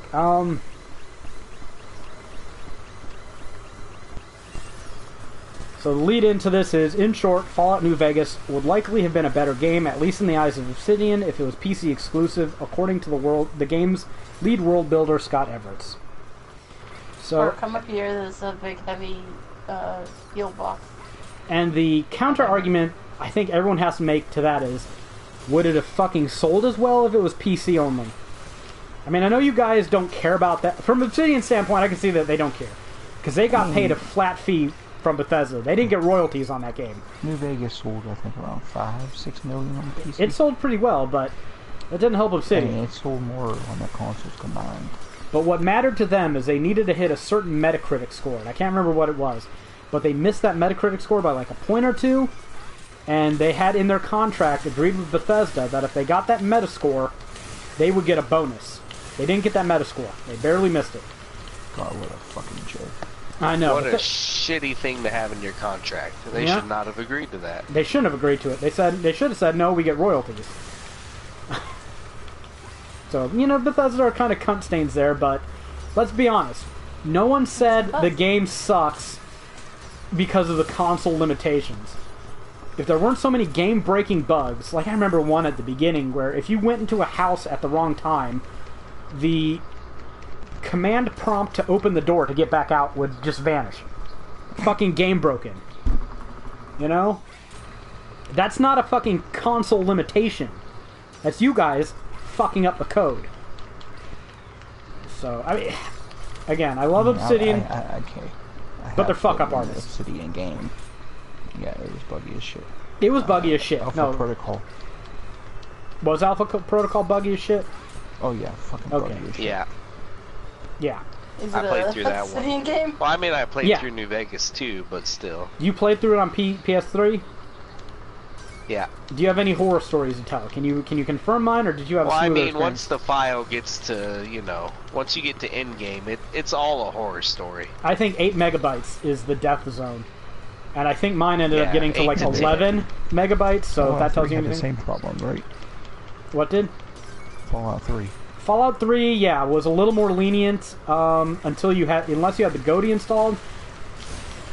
Yeah, the DLCs just tore it up, though. And see, I was writing Like, on you the could Ultimate not. Edition, so yeah. You could not play the DLCs in Fallout 3 and expect the game to be playable. I managed after beating like the entire game. I managed to do it all, honestly. I don't know how on the PS3, but it was a chore. So, sorry Obsidian, I love you, you make great fucking games, you keep fucking killing it with Pillars. I backed Pillars 2 on Kickstarter. They're definitely worth my faith and money. But I expect that there's going to be bugs and the game will crash. Because let's be real, you're fucking Obsidian. And I don't think the game would have been better PC exclusive, necessarily. And I sure as fuck wouldn't have played until recently. How could you lose out on a number? I mean, you have no way of saying what the sales were, but I'm sure Fallout 3 sold fucking well on consoles, and Bethesda's like, no, we're not losing the sales on New Vegas on console. That's another thing. I don't think, given Bethesda's business practices, I don't think Obsidian had a choice to make it PC only. Because Bethesda's getting the royalties. So you're going to think, okay, we'll just cut out half the fucking market. No, that's not happening in Bethesda's universe. So, and they got, a double win off of it, because then they didn't have to pay you chumps fucking the Bonus. the performance bonus. So, win-win for Bethesda. And by the way, I think Obsidian should definitely be given another chance at a Fallout game. With these new consoles, I think Obsidian could make a fucking wonderful game. Just next time when you make a Fallout game, if it doesn't go perfectly, don't blame the fucking platform for your incompetence, okay? I would love for them to make the next Fallout game. They should be making one right now. They should, you're right. I would would love- my hat back, please. Someone recently followed my Facebook page and started messaging me because he said, you did a Fallout 1 character creation guide, you have Fallout 3, you have Fallout 4, you have Fallout New Vegas, but I don't see anything you've done for Fallout 2. So I was wondering if you could help me, just off the top of your head, come up with a character build. So I felt obligated to go and, fucking look up wikis, because I remember what I did, and I remember the stuff my build used, but I don't remember all the exact stuff. Like all the exact stats and perks and whatnot.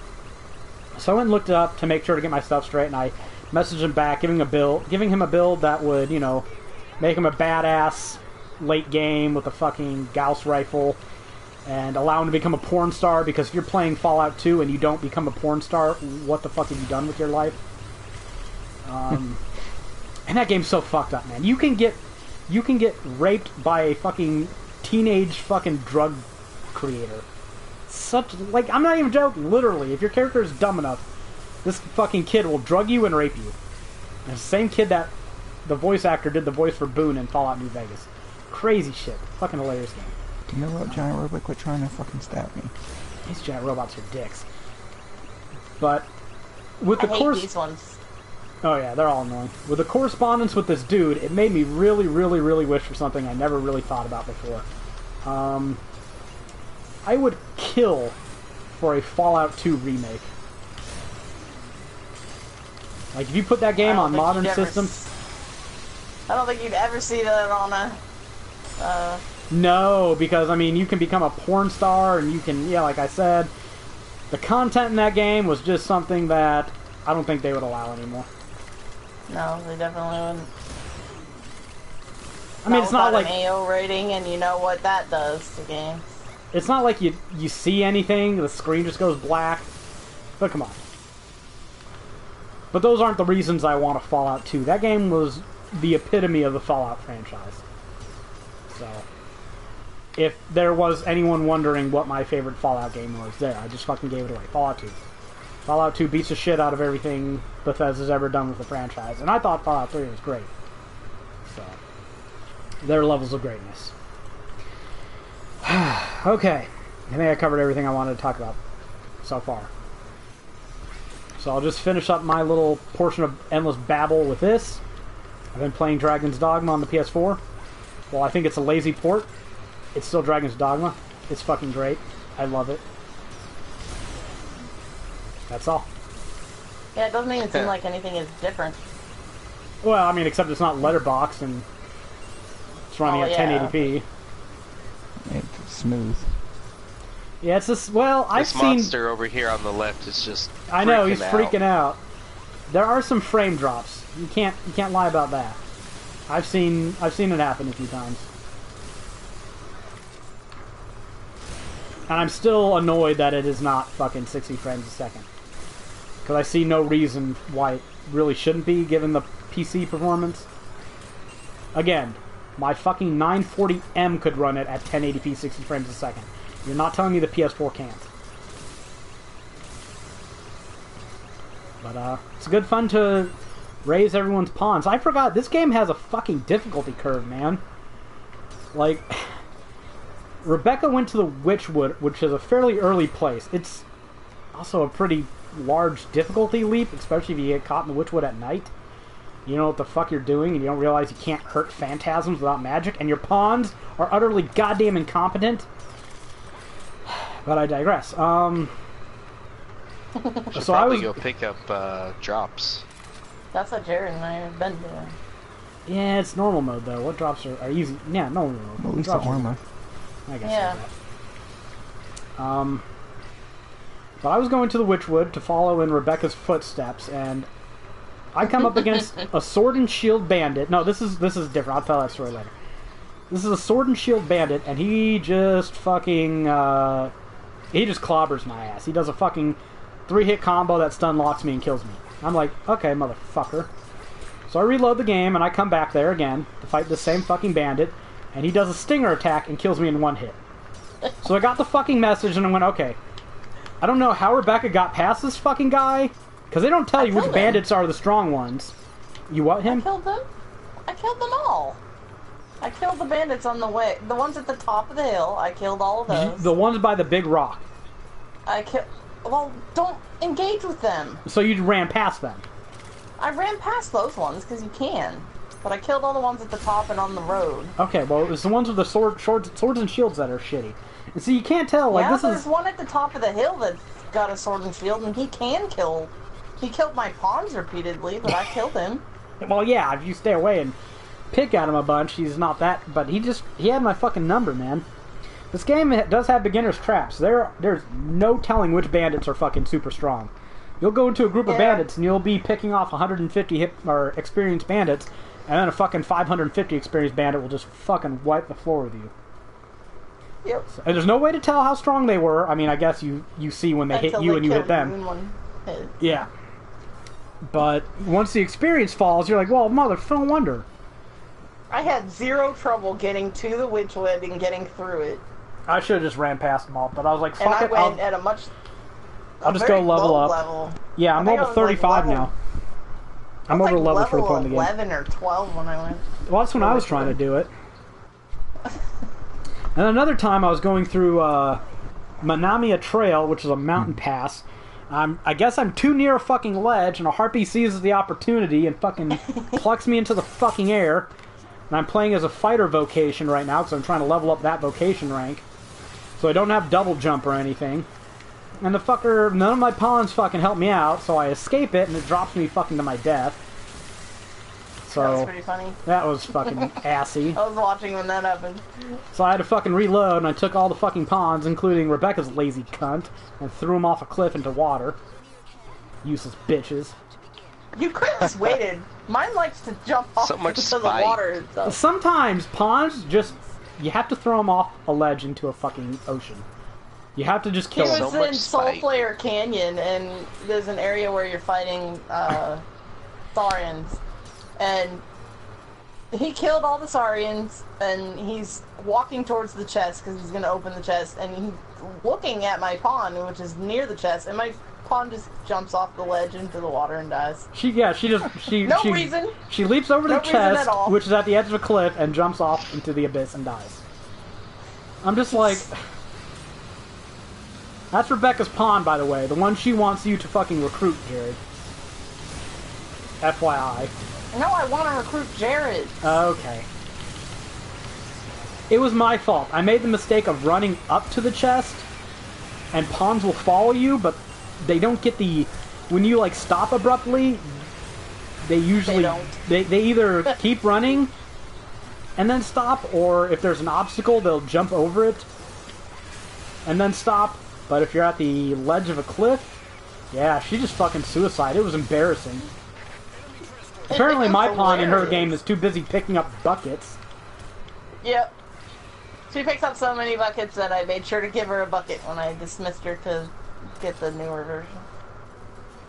Yeah. Someone used my pawn for at least 30 levels of gameplay. They must have played her through the whole game, because they played something like 27 quests or some shit with her.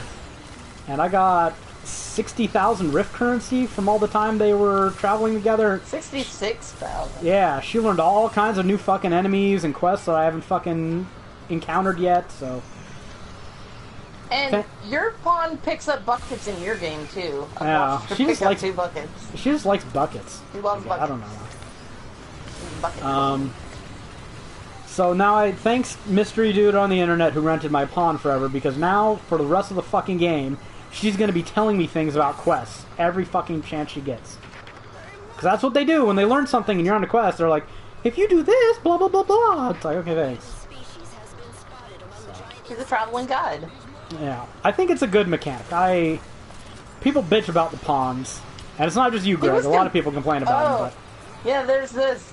My pawn kept getting hired by, like, everybody, so my Rift currency was significantly higher than his throughout the whole time we were playing last week.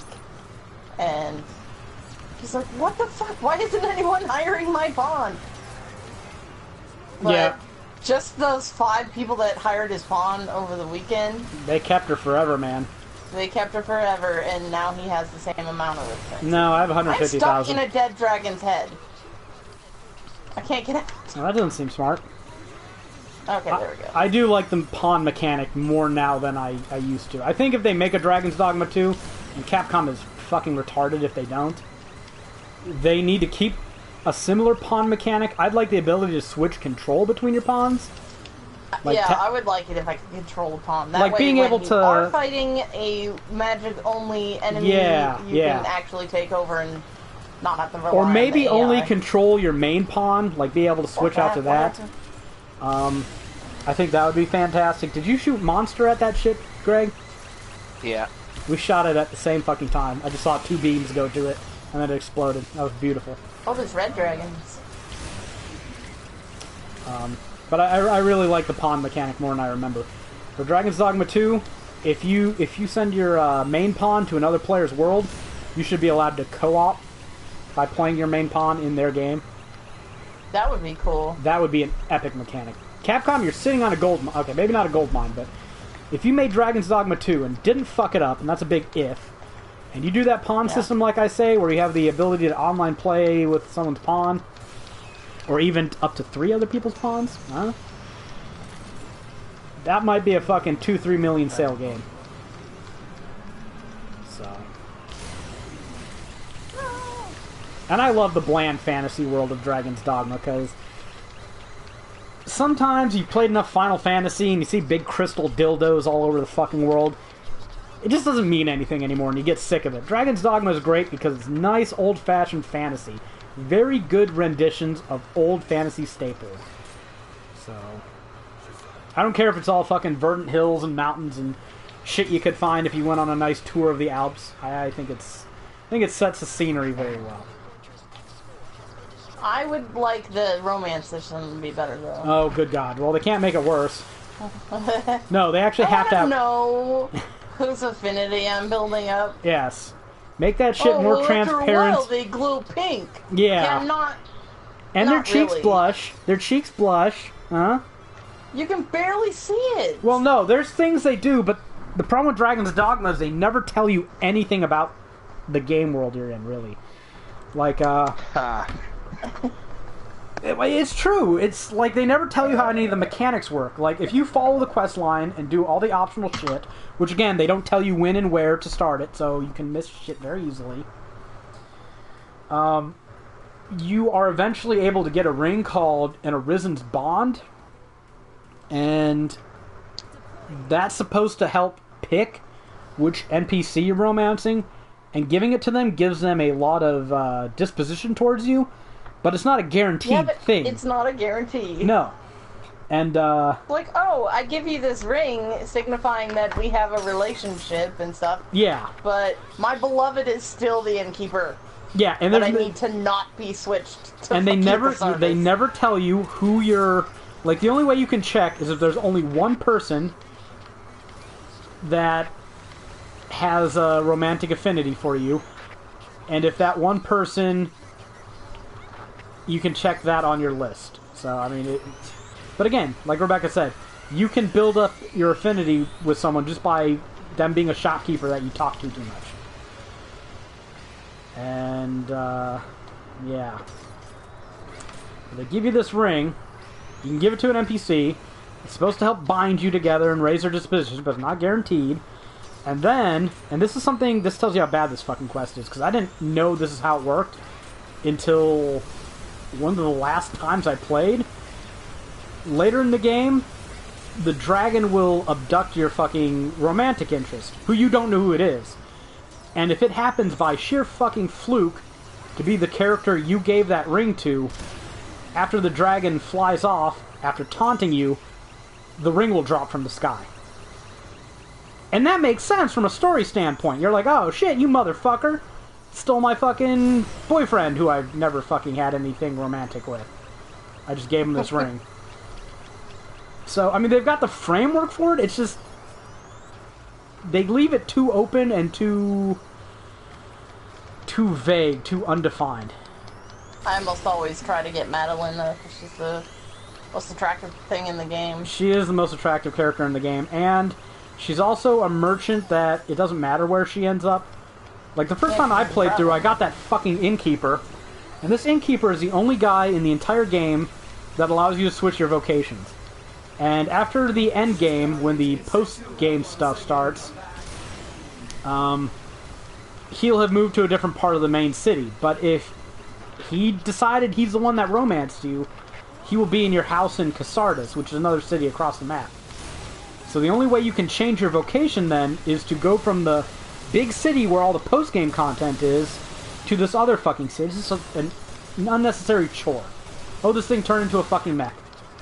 Guys, we are so fucking boned.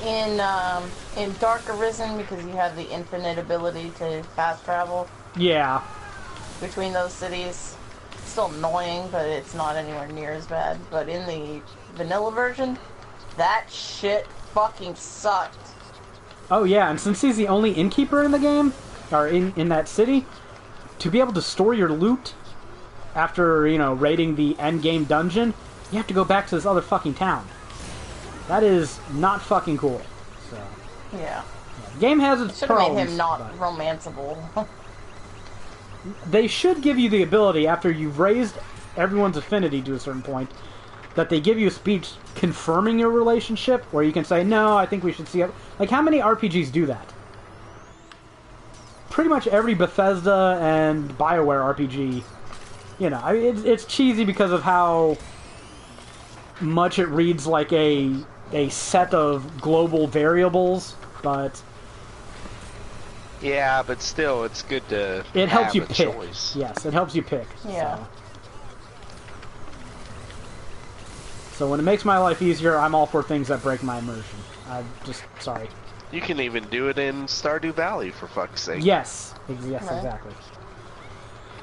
By the way, Which that is recently came out on by the Switch. way. Yes, there you go. Thank you. Didn't it come out on the 5th? So pretty recently Yeah, here. something like that. So, good thing I've already played it all I ever cared to. I sometimes want to play it some more. Where are you supposed to shoot this thing at? I don't know where its weak point is, but I think we must have done damage to it at some point. I'm just shooting it. It's no longer in the air. Yeah. Alright, so, holy crap, I've talked a lot. Anyone else have any news, stories, shit they want to talk about, games they played? Anything of the sort. I finally beat Salt and Sanctuary on Vita. Got another platinum. You whore. Oh, Craig may not be aware of this, but last week, when you weren't here, we had to play Fat Princess Adventures because my EDF broke. Oh, yeah. I heard. How are you playing it now, actually? My new copy came in.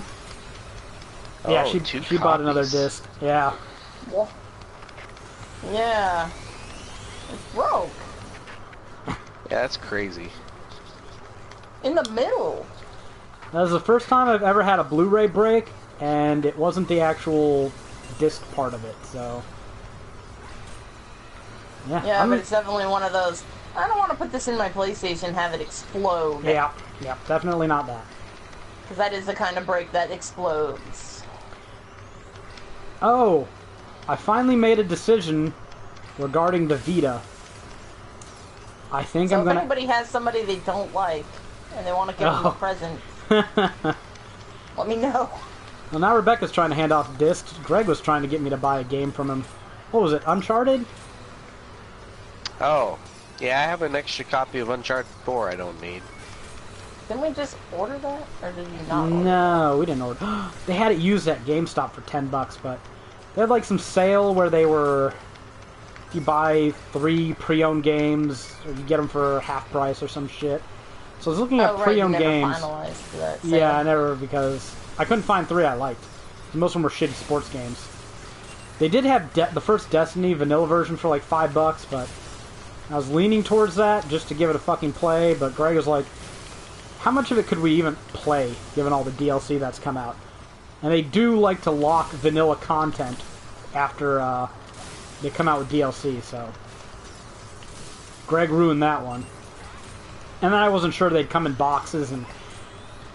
Half the reason I buy physical games is to look fucking good on my fucking shelf, and if they come in some generic-ass box, that ain't gonna work for me. I imagine it's gonna be pretty cheap for Black Friday, though. Hopefully.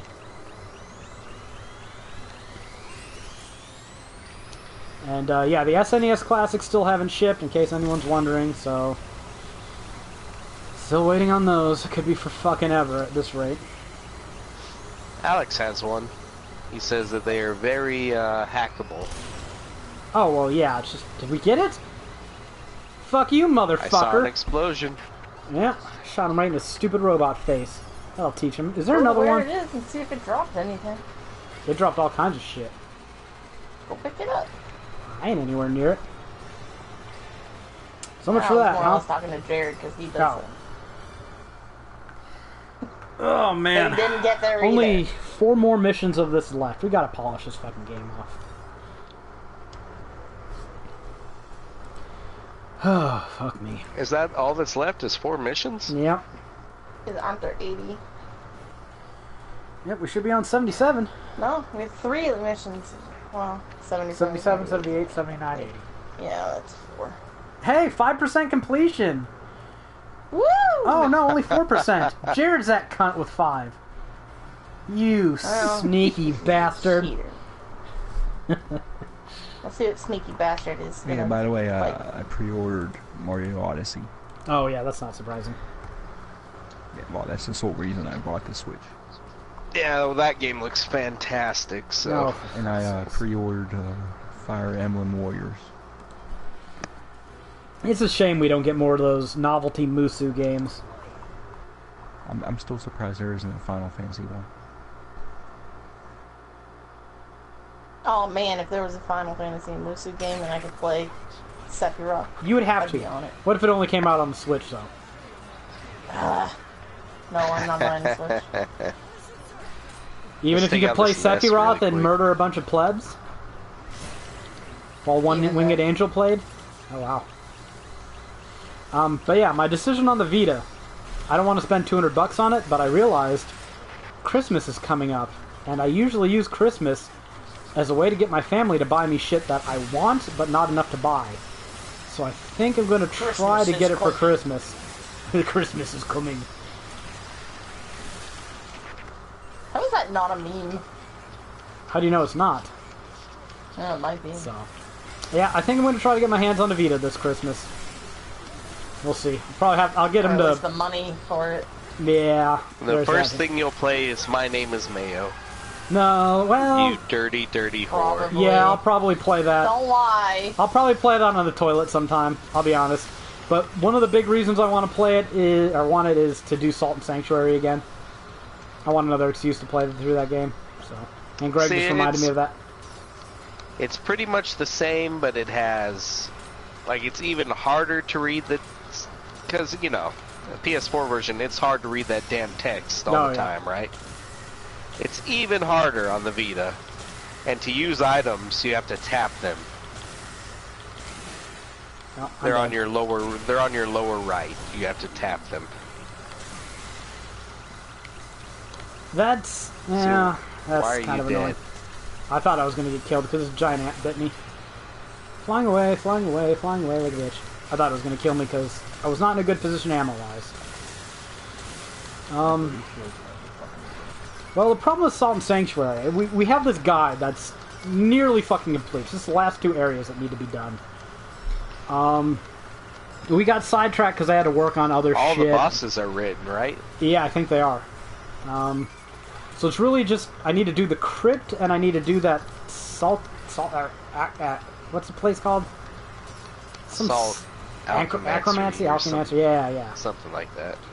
But I went through the place, and I didn't record shit for it, and you'd written some things up for other places, and I feel like I need to go back and do some older stuff, but it would require me to essentially replay the game at this point. And I did a pretty fast speed run at one point, and was able to get past that dragon in a few hours of play. Oh shit, there's a robot here. And if you once you know what you're doing, you can get through that game very fucking quick. You can. I just haven't had the bother to do it, so I don't know. It needs to be done. I need to go back and work on it, but I'd have to restart over, and I think having it on the Vita would give me the trophy incentive that you all know I need. So. I do like the fact that it's a separate trophy list, and it's basically the same. Yeah, I'm not gonna fucking lie. It's a game I love. More trophies will give me incentive to play it again. So we'll see if I can wrangle myself a Vita for Christmas. If it goes on sale at all, who knows? We have a nasty habit. I played through New Game Plus, and that shit. What's the doll? The porcelain on doll. The ship. Oh. Yeah.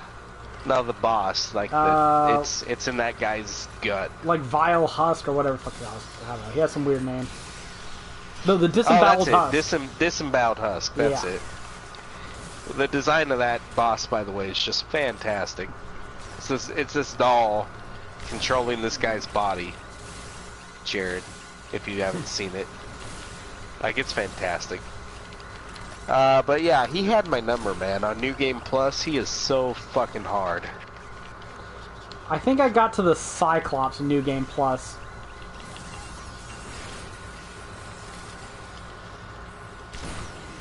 Dick. There's another hive down here. And yeah, I got killed by spiders. Fuck, I hate these spiders. They're such dickheads. We'll see. We'll see if I can get my hands on a Vita, though. Because I don't see it going on sale. Well, they don't really make it anymore. Yeah, those fucking cunts. Apparently the 3DS still makes up half of Nintendo's earnings?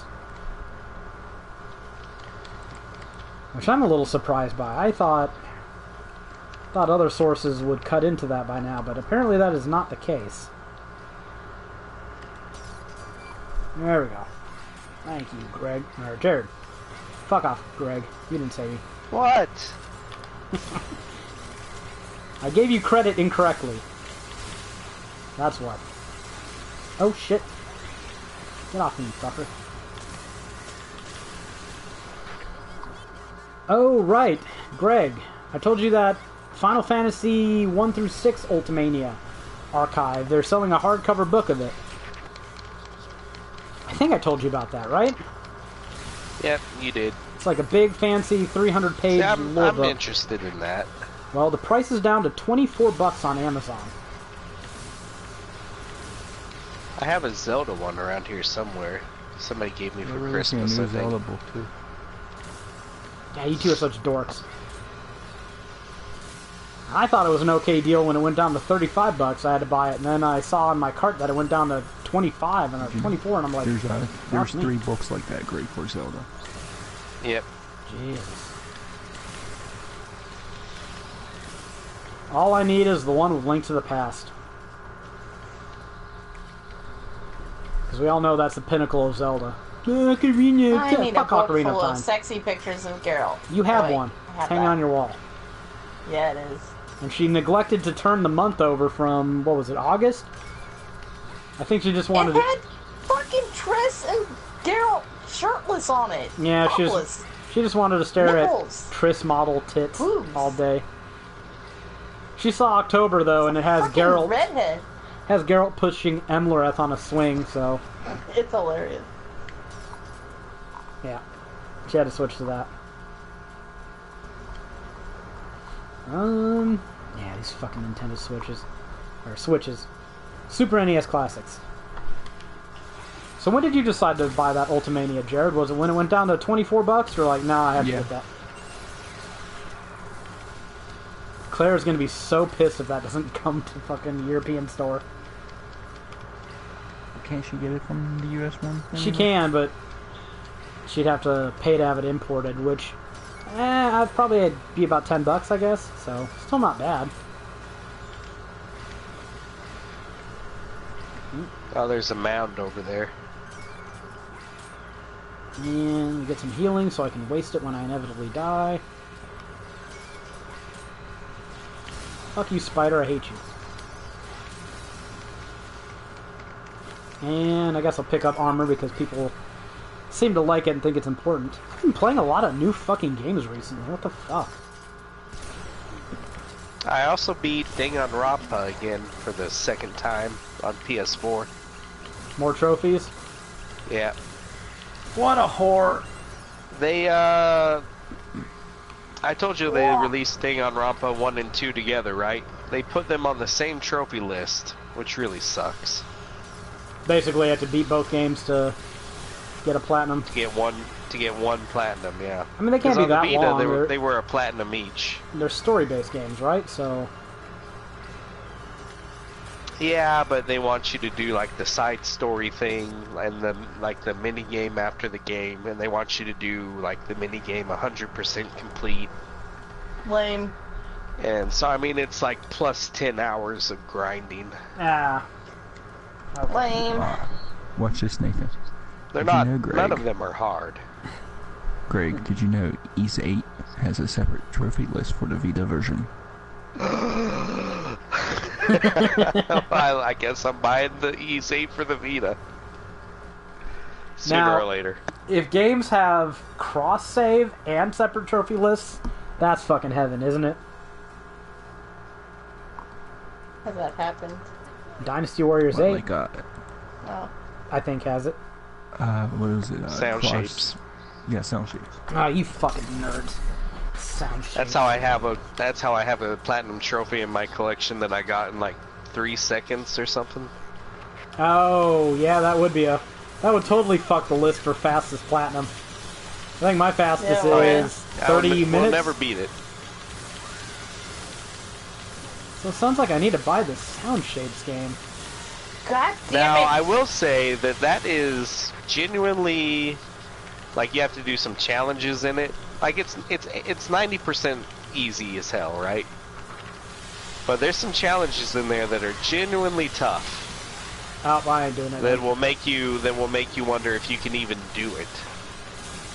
But if you stick with it, you can totally do it, and it's worth it in the end. Pass. Can Nathan do it though? That's a good question. I don't know. My skill with gaming is You so should inconsistent. be able to do it. Like Dragon's Dogma isn't the easiest game out there, but I know how to play that game. So Witcher 3 on Death March mode. That shit's cake. Are we supposed to kill this hive? Can you even kill the hive? I'm shooting at the holes because that's where all the wasps come out of anyways.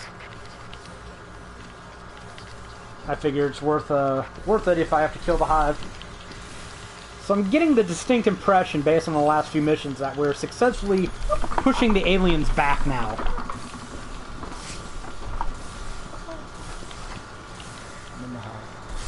Alright guys, why so... we don't just use a giant can of bug spray. Our ozone layer? Assuming we get this finished today, what's our next game? Ew, it's moving. The hive is moving? Yeah. Yeah, it's just undulating. Yeah. It's making me sick.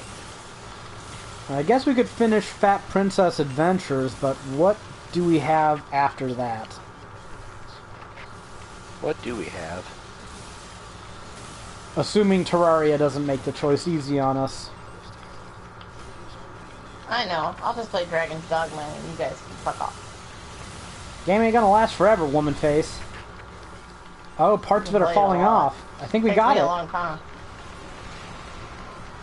I'd like to claim all the credit for that, so I will.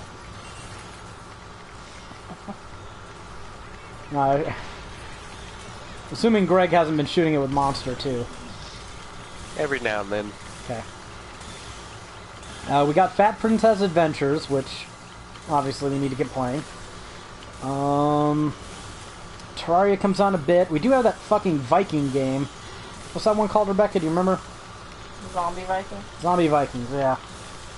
However goofy that is, it's at least 4-player. It's not as awesome as it sounds like it would be. I'm going to go ahead and write off Fortnite as a podcast game just because there's no way I can pay attention to that and do a podcast at the same time.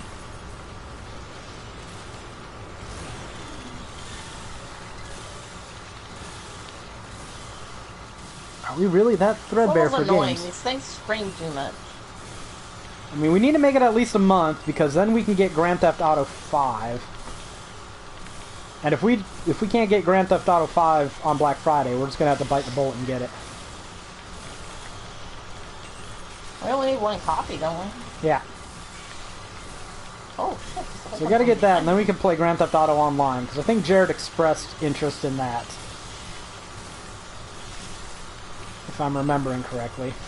That fucking Jared. We all could get Peach Beach Splash. No. Is that 4-player online? Cyber Dimension Neptunia. Neptunia, No. huh? Oh, I also played, like Jared said, I played a little bit of Akiba's Trip. Out of morbid curiosity. What was that like? The game is not as perverted as I thought it would be, honestly. Like, they give you the bullshit excuse that you're, like, synthetic... There's a bunch of synthetic vampires around, and your character gets turned into one because he answers a job application in return for rare collectible video game swag. Yeah, that's the whole setup. You wake up in a lab and they'd done an operation on you. So you're playing the dingus, nondescript male every Japanese boy. Lots of fucking stupid humor in it, and not nearly as much perversion as I thought. You kill the vampires by stripping off their clothes, except most of the things I fought so far have been male and not vampires. So when they're not vampires, I guess they just get so humiliated that they run away in shame. But why are they, if they're not a synthetic vampire, why are they fighting you? Well, why are these little boys attacking you? I haven't fought that many people, but one of the times was, like, people will just come up to you while you run around on the street, and they'll say shit to you. And one of them got pissed off by my response and attacked me. So, you know, you hit people with objects, like goofy weapons. I think right now one of the items I'm using is a desktop monitor. Like an LCD fucking monitor to hit people with it. And then once you hit them enough, you can strip off their clothes by pressing some buttons. And the goal is to take off all their clothes while not getting your clothes stolen yourself. But that pissed off a police officer when that happened, and she was a lot stronger than me, so I had to run away. And then the other ones I fought, I was in some battle arena, so I haven't really fought that many people yet. And the more shit you strip, the better you get at stripping, and eventually you'll be able to take their clothes for yourself when you strip them off, so... Yeah, it's goofy. It's a silly game, but... It sounds so Japanese when you're... Yeah, not anywhere as perverted as, like, Senran Kagura.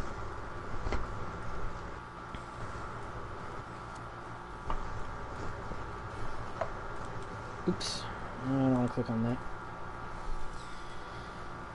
We're underground. Oh, fuck me. I'm gonna get lost again. I quit. But yeah, I guess we got Fat Princess to see us through a little bit. Minecraft.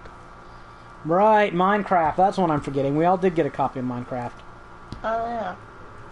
Wait, you have a copy in the room? Yeah, but remember my caveat. We must have a goal. Yes, we have to be working towards the end game. Greg wants those trophies. I'm fine with that. And what that means is Greg and I will be trying to get resources and building shit, and Rebecca will be building our house. That's fine. You know that's how it is. You like building shit. I also like terraforming everything. Oh, underground. Actually, I think we're inside one of those nests. Oh, yeah, you might be right.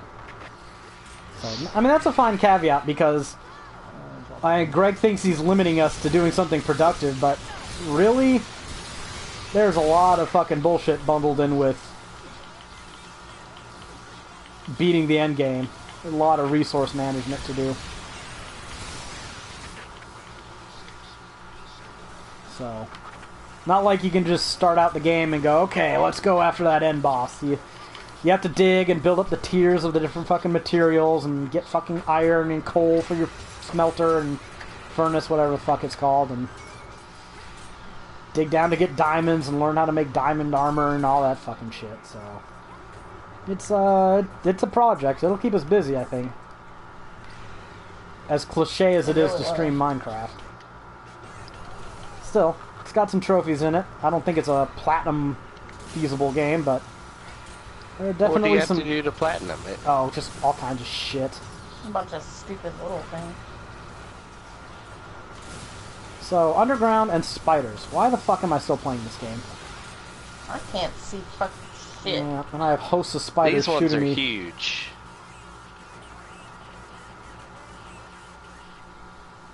And I can't see Are far they enough like to see the where the king spiders spider? are. And they're shooting me through the floor, which I love. Ah, I hate it. So I guess, yeah, that can be our next two games. With Greg's caveat. Oh shit, this one is huge. Fat Princess Adventures and Minecraft. And okay, this one just farts out a tsunami of web. Yeah. And it goes right through the floor. Yep. Which Because is fuck any sort of absolute tactical peeking bullshit. past solid ground. Yep. Nope, just right through the floor.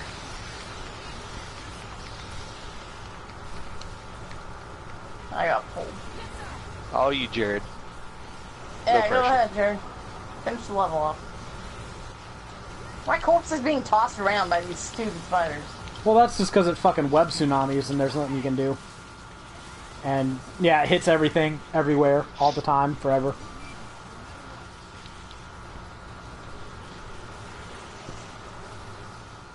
Well, at least I got a nice shot of my character's ass. Oh, eat it. Yay! Let this mission be fucking over. So I think the way to do that in hindsight would be to just, like, fly over that ledge, fire down, and then fly back. That's what I was trying to do, and I got hit by you web. need to get the fuck out of there, that's for sure. What happens if PlayStation if Sony goes bankrupt? They're not fucking going bankrupt, you retard.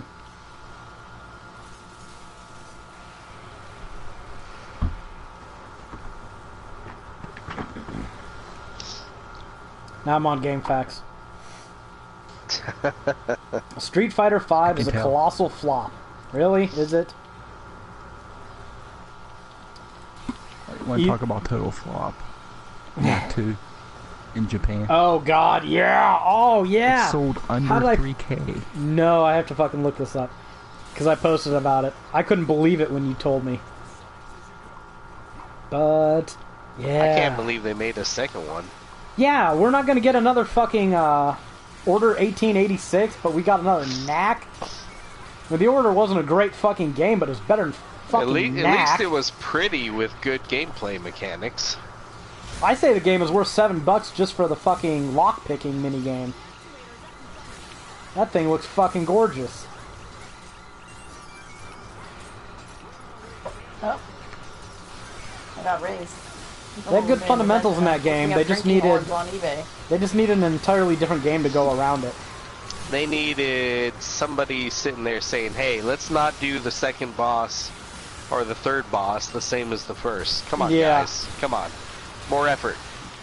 Hey, instead of throwing all these new fucking weapons in that you only get to use once in the fucking game against the same fucking 3 enemies you've been fighting the whole game, how about we add in more enemies and just make the weapons we have more fun to play with and more versatile?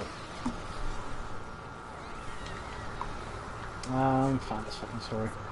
It was a nice, easy platinum. It was a good, fun game to play for the day it took. 12 hours it took to platinum it, but... okay. How well did Nax 2 sell in Japan? Anyone care to guess? Well, Jared already fucking told you less than 3,000, so I guess it's not fair. 2,106 units. Huh. Oh, that's easy. That is so unbelievably abysmal. That is awful. No, we're in a 4-player game, buddy. We don't have room for 5th. Hero. Oh, somebody wanted to join us. I know, I'm tempted to let him too, because he speaks in fake Japanese. Death Queen! This mission will be fun. We're so fucked. Okay, last mission of Earth Defense Force. Yeah, Jared, what are you going to use? Fuck it.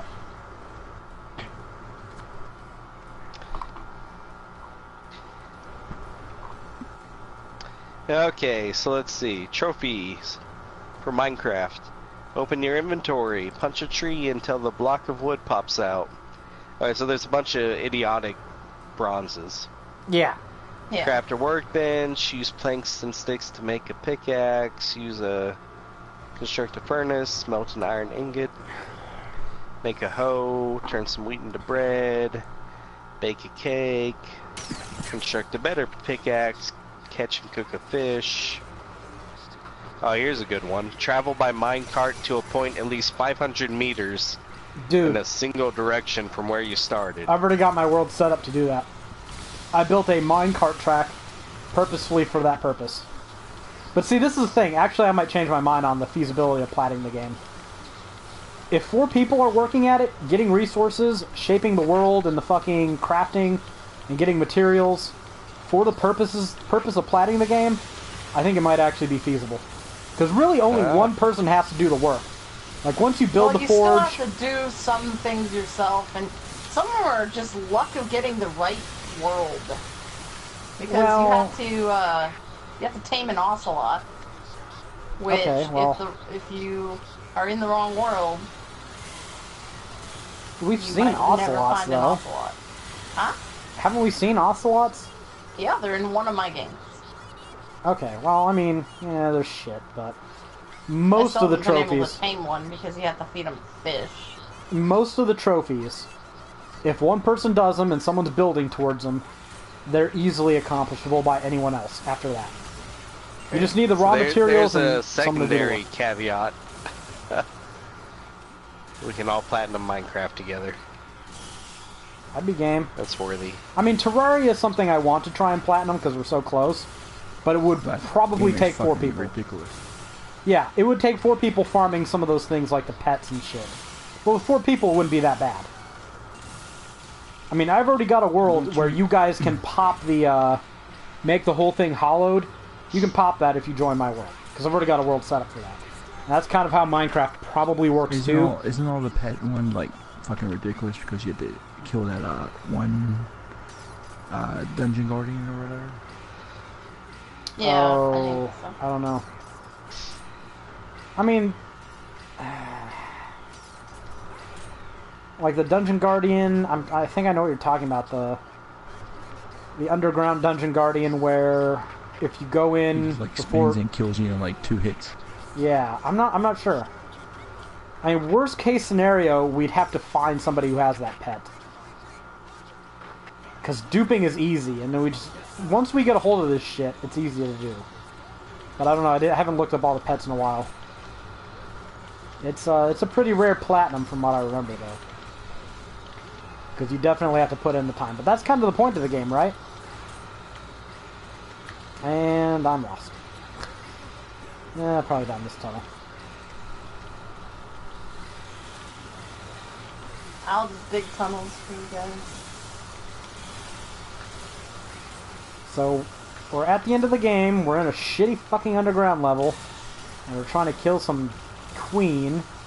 Why aren't we just nuking this nest? As long as they don't put nest? those spider things in here, whatever spits the flying flood ants. of red juice, that's it. God, those were cunts.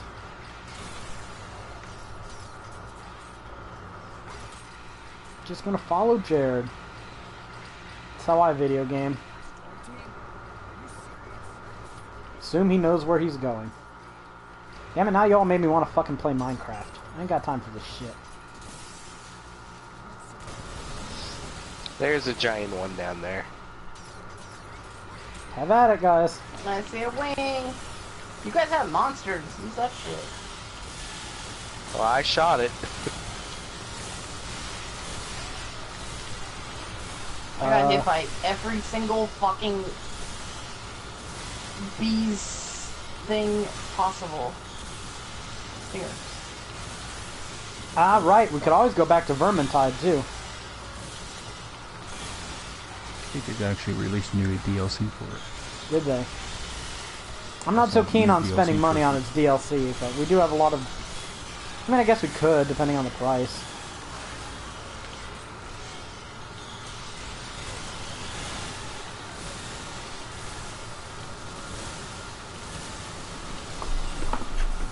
But we could always just try and play it through on hard mode. Because there's all kinds of fucking weapons and shit we didn't get in that game. There's still plenty of vanilla content to do.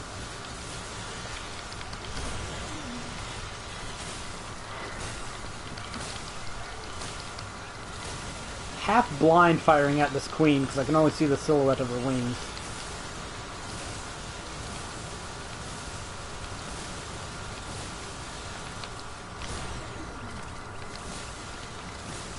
Oh, you know how I'm unwilling to buy a Vita? I'm perfectly willing to spend like 150 bucks on Magic cards, though. Every time he does that, I'm just like, I guess you don't want that new computer, do you? I know. He's like, I guess not. Oh, what the fuck am I gonna say?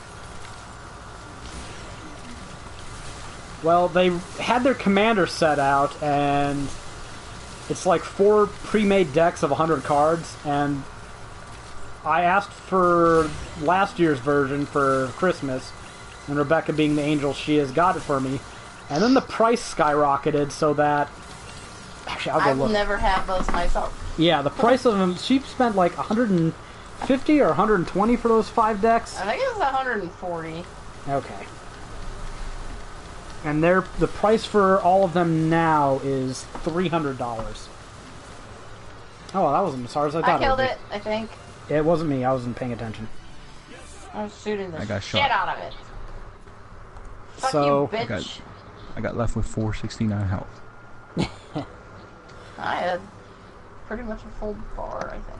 And some of those singles in Commander 2016 are worth like 30 bucks on their own.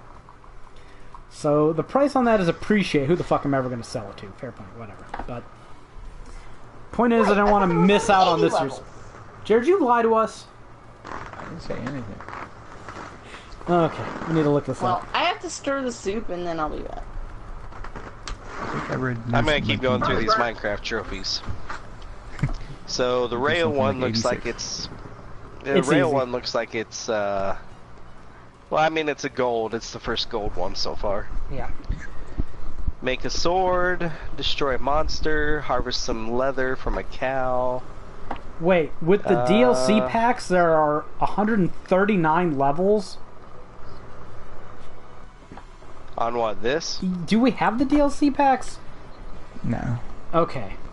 So, 45... Okay, 139 minus 45. It says there's 94 levels, based on my math. God damn, we're not going to get this done today. Not with that attitude. Oh, Jesus Christ.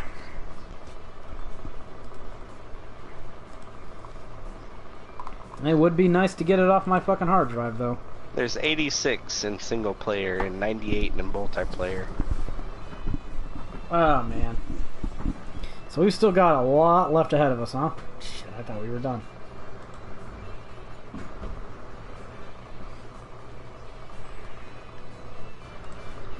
So this one's weird. Use a saddle to ride a pig, then have the pig get hurt from fall damage while riding it. I mean, that can probably be set up. Like I said, a lot of it is just getting the resources for all this. But, Isn't there a trophy for, like, going to every biome or something? I don't remember. There's a one for what? For visiting every biome. Yeah, I'll look. But guys, Befriend 5 wolves, construct one type of each tool, construct a dispenser, construct a nether portal, kill a skeleton with an arrow from more than 50 meters. Yeah, that's not that easy. Acquire diamonds with your iron tools. Destroy a ghast with a fireball. Relieve a blaze of its rod, brew a potion, enter an end portal, kill the ender dragon, construct an enchantment table, deal 9 hearts of damage in a single hit, build some bookshelves, discover 17 of 40 biomes. There you go, that's it. But see, so 17 out of 40, that's not that bad. We're creative motherfuckers, so I would be ashamed if we didn't build a badass 3G palace or whatever the fuck. 4 of us funneling in resources, building shit. Throw diamonds at another player. Well, that should be easy. Have we done that? I I need to check my trophy list sometime, because I'm not sure what I've done. Now here's the last one we'll get, for sure. Play for 100 days. This is 100 in-game days. Each day is a full 20 minutes. That doesn't sound that bad. My friend has a pretty awesome palace that was building that I went and helped her with too. We even had a giant aquarium that was filled with squid. That's 33 1/3 hours of gaming. Gather all 16 colors of wool.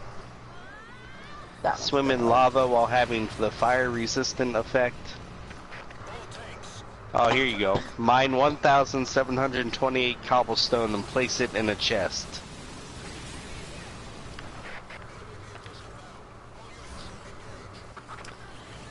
There's a lot of shit to do. A lot of shit. Create an iron golem, play a music disc in a jukebox. Okay, now I'm hyped for fucking Minecraft, so I think we need to play Minecraft next week. I was gonna play it last week. I even put it in my PlayStation. Oh. Oh shit, oh shit, oh shit, oh shit. Dropping robots on my fucking head. Yeah. Yay, seeing what's going on.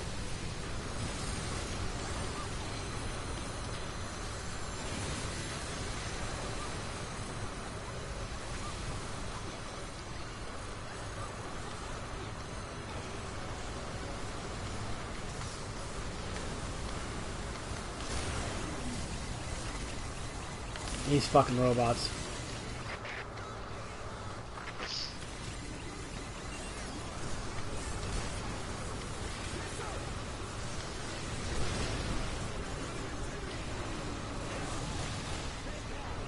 I need to stop being the vanguard of shit. It does not end well for me. Yeah, eat that, bitch! Do you play PS4 fully clothed? And I can say right now, I'm in my underpants, so... No. I don't do anything fully clothed. Who wants to be fully clothed in their fucking house? It's about as fully clothed as I get playing. Wearing a nightgown and some underwear. Playing the PS4 is a big deal. I dress up in my Sunday best. Yeah, you dress up because you have fucking kids running around. You don't want to have your junk hanging out when they're around. I dress up in my birthday suit. And Jared doesn't have a door, so I'm sure he wears clothes. Jared's like, sometimes. At least shorts. Oh, we got this roof or sky shit going on too. Wonderful. Oh right, NFL this week. I don't care about kneeling and all that other shit, but my fucking Packers beat the Dallas Cowboys, man. The Cowboys have been getting beat by everybody. It doesn't matter. It's special when Green Bay beats. They got beat by the Rams, for fuck's sake. Yeah, but that game, you should look up the highlights, Greg. It's yeah, you should watch the highlight video. That's a fucking that's an amazing game. Aaron Rodgers with 1:13 left in the fourth quarter, down by a few points. He got this shit. He got this shit. It was kind of a work of art. That last couple minutes. And of course, the memeing is great. Stay for the games, but the memes are the dessert.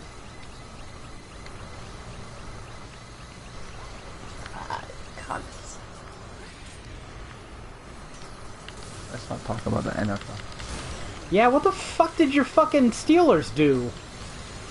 Fucking Ben Roethlisberger threw 5 fucking interceptions. 5? Did he really? Oh, I love it. Okay, that explains that. 6s. I was wondering how the fuck the Steelers lost 30 to whatever the fuck it was to the Jacksonville Jaguars. The Jaguars have been doing pretty good, to be fair. They 5 interceptions is just what the fuck are you doing, man? The Jaguars are not good. That good. That's all Ben Roethlisberger. He had a Brett Favre game. Well, yeah, but does anyone really see them like making a deep playoff push?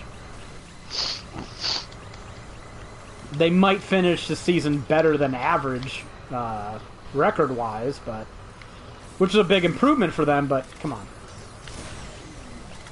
I don't expect too much out of Jacksonville.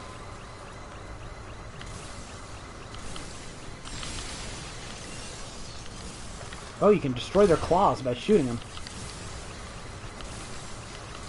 How does that shit work? Yeah, Dallas has been losing. Well, what are they? 2-3 now? But still, they were not playing like a 2-3 team against the Packers. I mean, I don't think the Packers are that good, honestly, this season. A lot of it's they're average. A lot of it's because of injuries, but I don't know.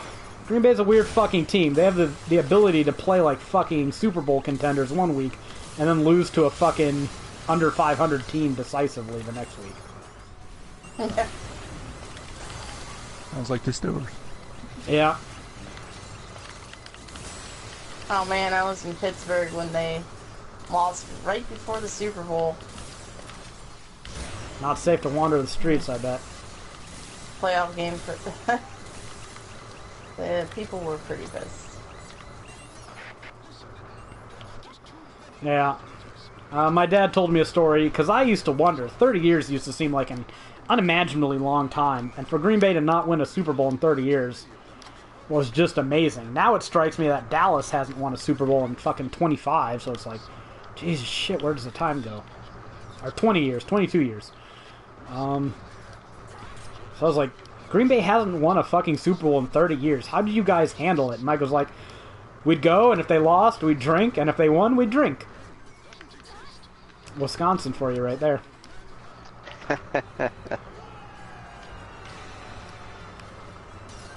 Okay, so are we really trying to... It's almost as if watching the game is secondary. Isn't it, though? Well, see, here's the worst part about the Steelers. Okay, you know, we're losing 23-9. There was like fucking a minute left in the fourth quarter. 4th down and 2. The Jaguars were at their 10-yard line. 90-yard TD run. How do you give that shit up? I need to check. Ben Roethlisberger. 55 attempts at passing. 60 rushing yards for the fucking team. He had no fucking help. Oh shit. Yeah. 33 out of 55, 312 yards, 0 touchdowns, 5 interceptions. Good God, that's terrible. 70 yards rushing. What's sad is they had a respectable 382 yards of offense. But you just can't give up the fucking ball that many times. Especially 2 pick sixes, too. No, that's, yeah. Yeah, that's unforgivable. I think that's worse than Brett Favre. Holy shit. That's impressive there. Dragon. Thank God we got an upgraded Thunderbow. Well, at least they didn't fumble the ball any. Still, 5 turnovers. You show me a team that's going to win a game after 5 turnovers. The other team. Well, there you go. That's fair. That's why Brett Favre, I mean, he was fun to watch, especially when he was good, but he was such a fucking liability in the playoffs.